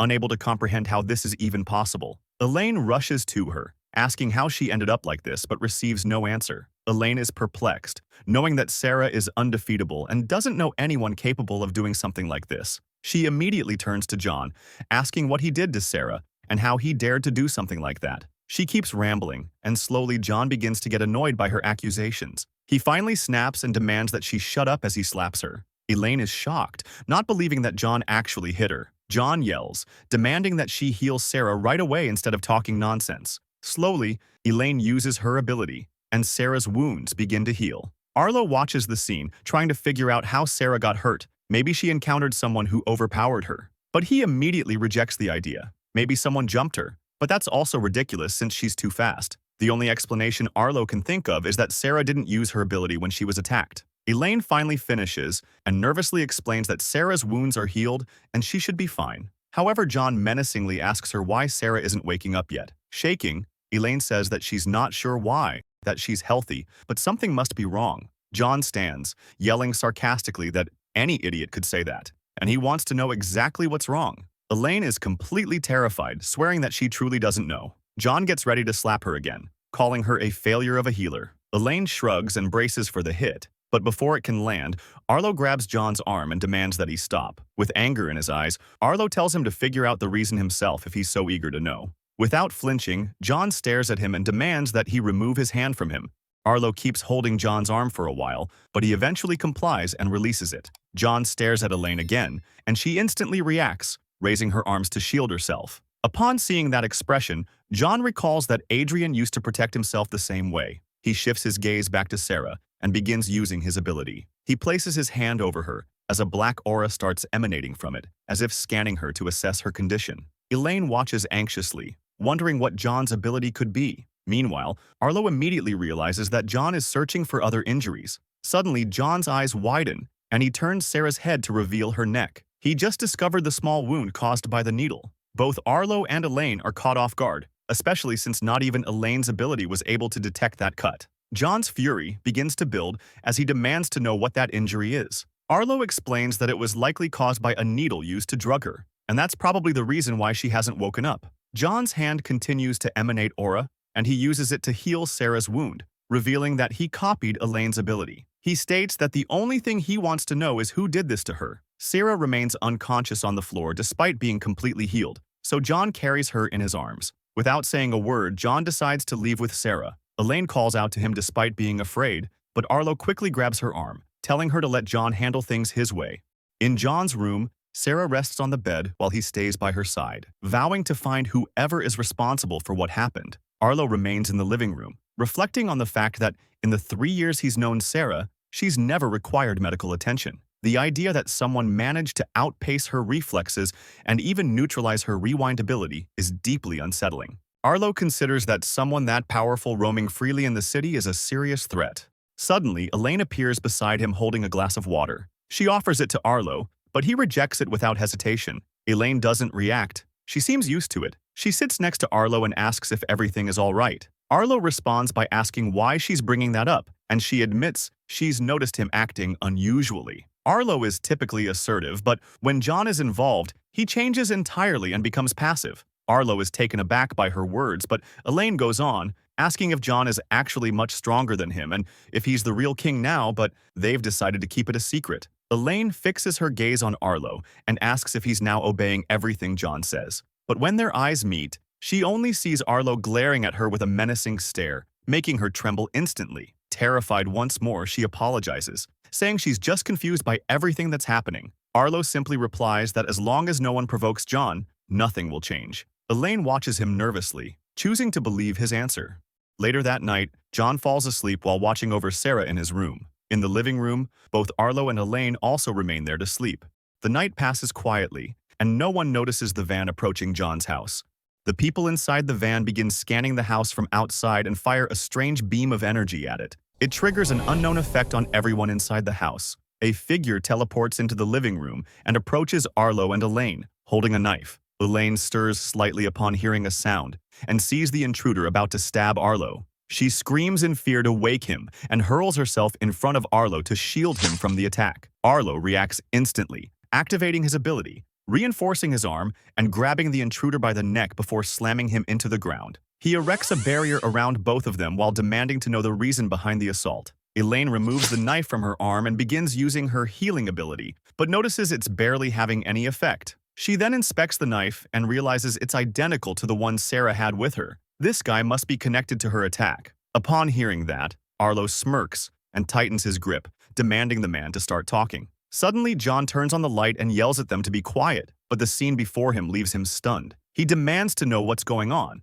and Arlo explains that they caught the culprit behind Sarah's condition. He adds that the man must be a fool for returning to retrieve her, but John barely listens. He's too focused on trying to understand why he didn't sense Arlo activating his barrier. Arlo reveals the intruder's face and orders him to talk. He wants to know who he is and why he's doing all of this. John joins in, pressing for answers about what they did to Sarah, but the intruder responds coldly, saying he won't reveal anything. John begins threatening him, but Arlo senses something is off. The man didn't resist and was subdued too easily. Arlo warns John to stop. Something about this feels wrong. There's no way someone this weak could have taken down Serafina. He demands to know what technique was used to leave her in that state. Suddenly, they hear a loud crash from the other side of the house. It sounds like it came from John's room, and he bolts away at full speed to check on Sarah. Elaine follows him, while Arlo remains. He realizes the man he captured was just a decoy. Enraged, he punches the intruder and knocks him out instantly. Arlo then heads toward John's bedroom, promising to deal with the man he just subdued. Inside John's room, a second intruder is about to escape through the window carrying Sarah. At that moment, John bursts into the room and commands the intruder not to take another step, activating his ability. However, nothing happens, and the intruder ignores him, leaping out the window. John rushes to the window, confused as to why his barrier didn't work. He jumps out as well, with Elaine watching from above. John starts chasing the intruder at full speed, knowing they're moments away from reaching the van. The man carrying Sarah is just inches from entering the vehicle, but a yellow barrier blocks his path. Arlo reached John's window just in time and activated his ability. Now, John and the intruder are inside the barrier. To defend himself, the man pulls out a knife and holds it to Sarah's neck. He warns John not to move, or she'll die. John freezes as the intruder demands he stop using his ability and deactivate the barrier immediately. John smirks and says the intruder must know that if anything happens to her, he won't make it out alive. He begins walking toward him, but the intruder doesn't hesitate and yells that he's being serious. He screams that he doesn't care if Sarah dies, slightly cutting her neck. Seeing this, John freezes again, and the intruder reveals he's aware that he's disposable, but Sarah isn't. John can barely contain himself. He demands the man to shut up and let her go. The intruder reminds him that all he needs to do is deactivate his ability and bring down the barrier so Sarah won't be harmed. John turns to Arlo and tells him to deactivate his shield. Arlo can't believe he's asking for something so reckless. He tells John that the moment the barrier is gone, the intruders will escape, but just as he finishes his sentence, John winks at him. Arlo gets irritated by the wink, while John shouts that there's nothing they can do since there's a knife on Sarah's throat. In that moment, Arlo tells Elaine to run outside and stay alert. Elaine nods and starts heading out while Arlo thinks John is acting like an idiot for yelling nonsense. The intruder demands they hurry up, and John knows time is running out. The attacker gets ready to make a second cut on Sarah's neck, and John decides to threaten Arlo, saying that if he doesn't take the barrier down, he'll go up there and beat his ass. Arlo studies his behavior and realizes John is stalling to find an opening. Arlo decides to play along and tells John to try it, adding that since he's also inside the barrier, he doubts John can escape.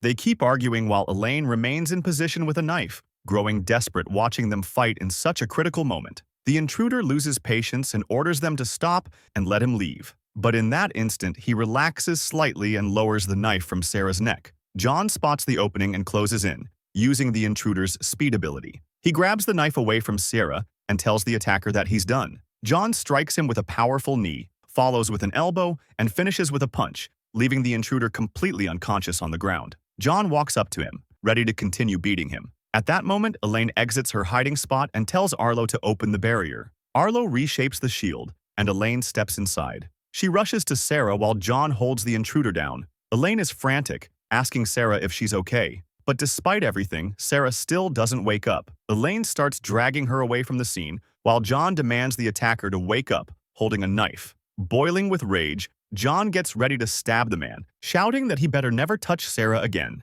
John stabs him, and the intruder wakes up screaming in pain. At that moment, the van starts moving toward the barrier. It breaks through, injuring Arlo in the process. John notices the van speeding toward him, but there's no time to react. He takes the full impact and is launched into the air. Elaine watches in shock as John crashes nearby, completely overwhelmed. Arlo is still recovering from the damage and doesn't understand how a regular van broke through his barrier. Suddenly, the first intruder teleports next to his partner, and seeing the others down, they decide to take Sarah again. Elaine can't believe the first attacker woke up so fast, but she refuses to give up Sarah. She grabs the knife and demands they stay away. Suddenly, John begins to get up, surprising the intruders by not giving in even after being hit by a van. The stabbed attacker doesn't care and gets ready to fight again, but his partner reminds him that they're running out of time. The first intruder knows that if that thing wears off, they won't be able to do anything. John doesn't understand what they mean and is shocked to see them climbing into the van. He gives chase, forming a barrier around the entire vehicle,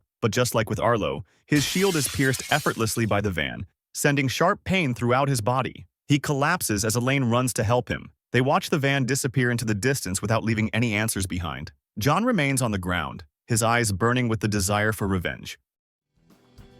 Thanks for watching. I hope you enjoyed the video and don't forget to like and subscribe. See you in the next one. Bye-bye.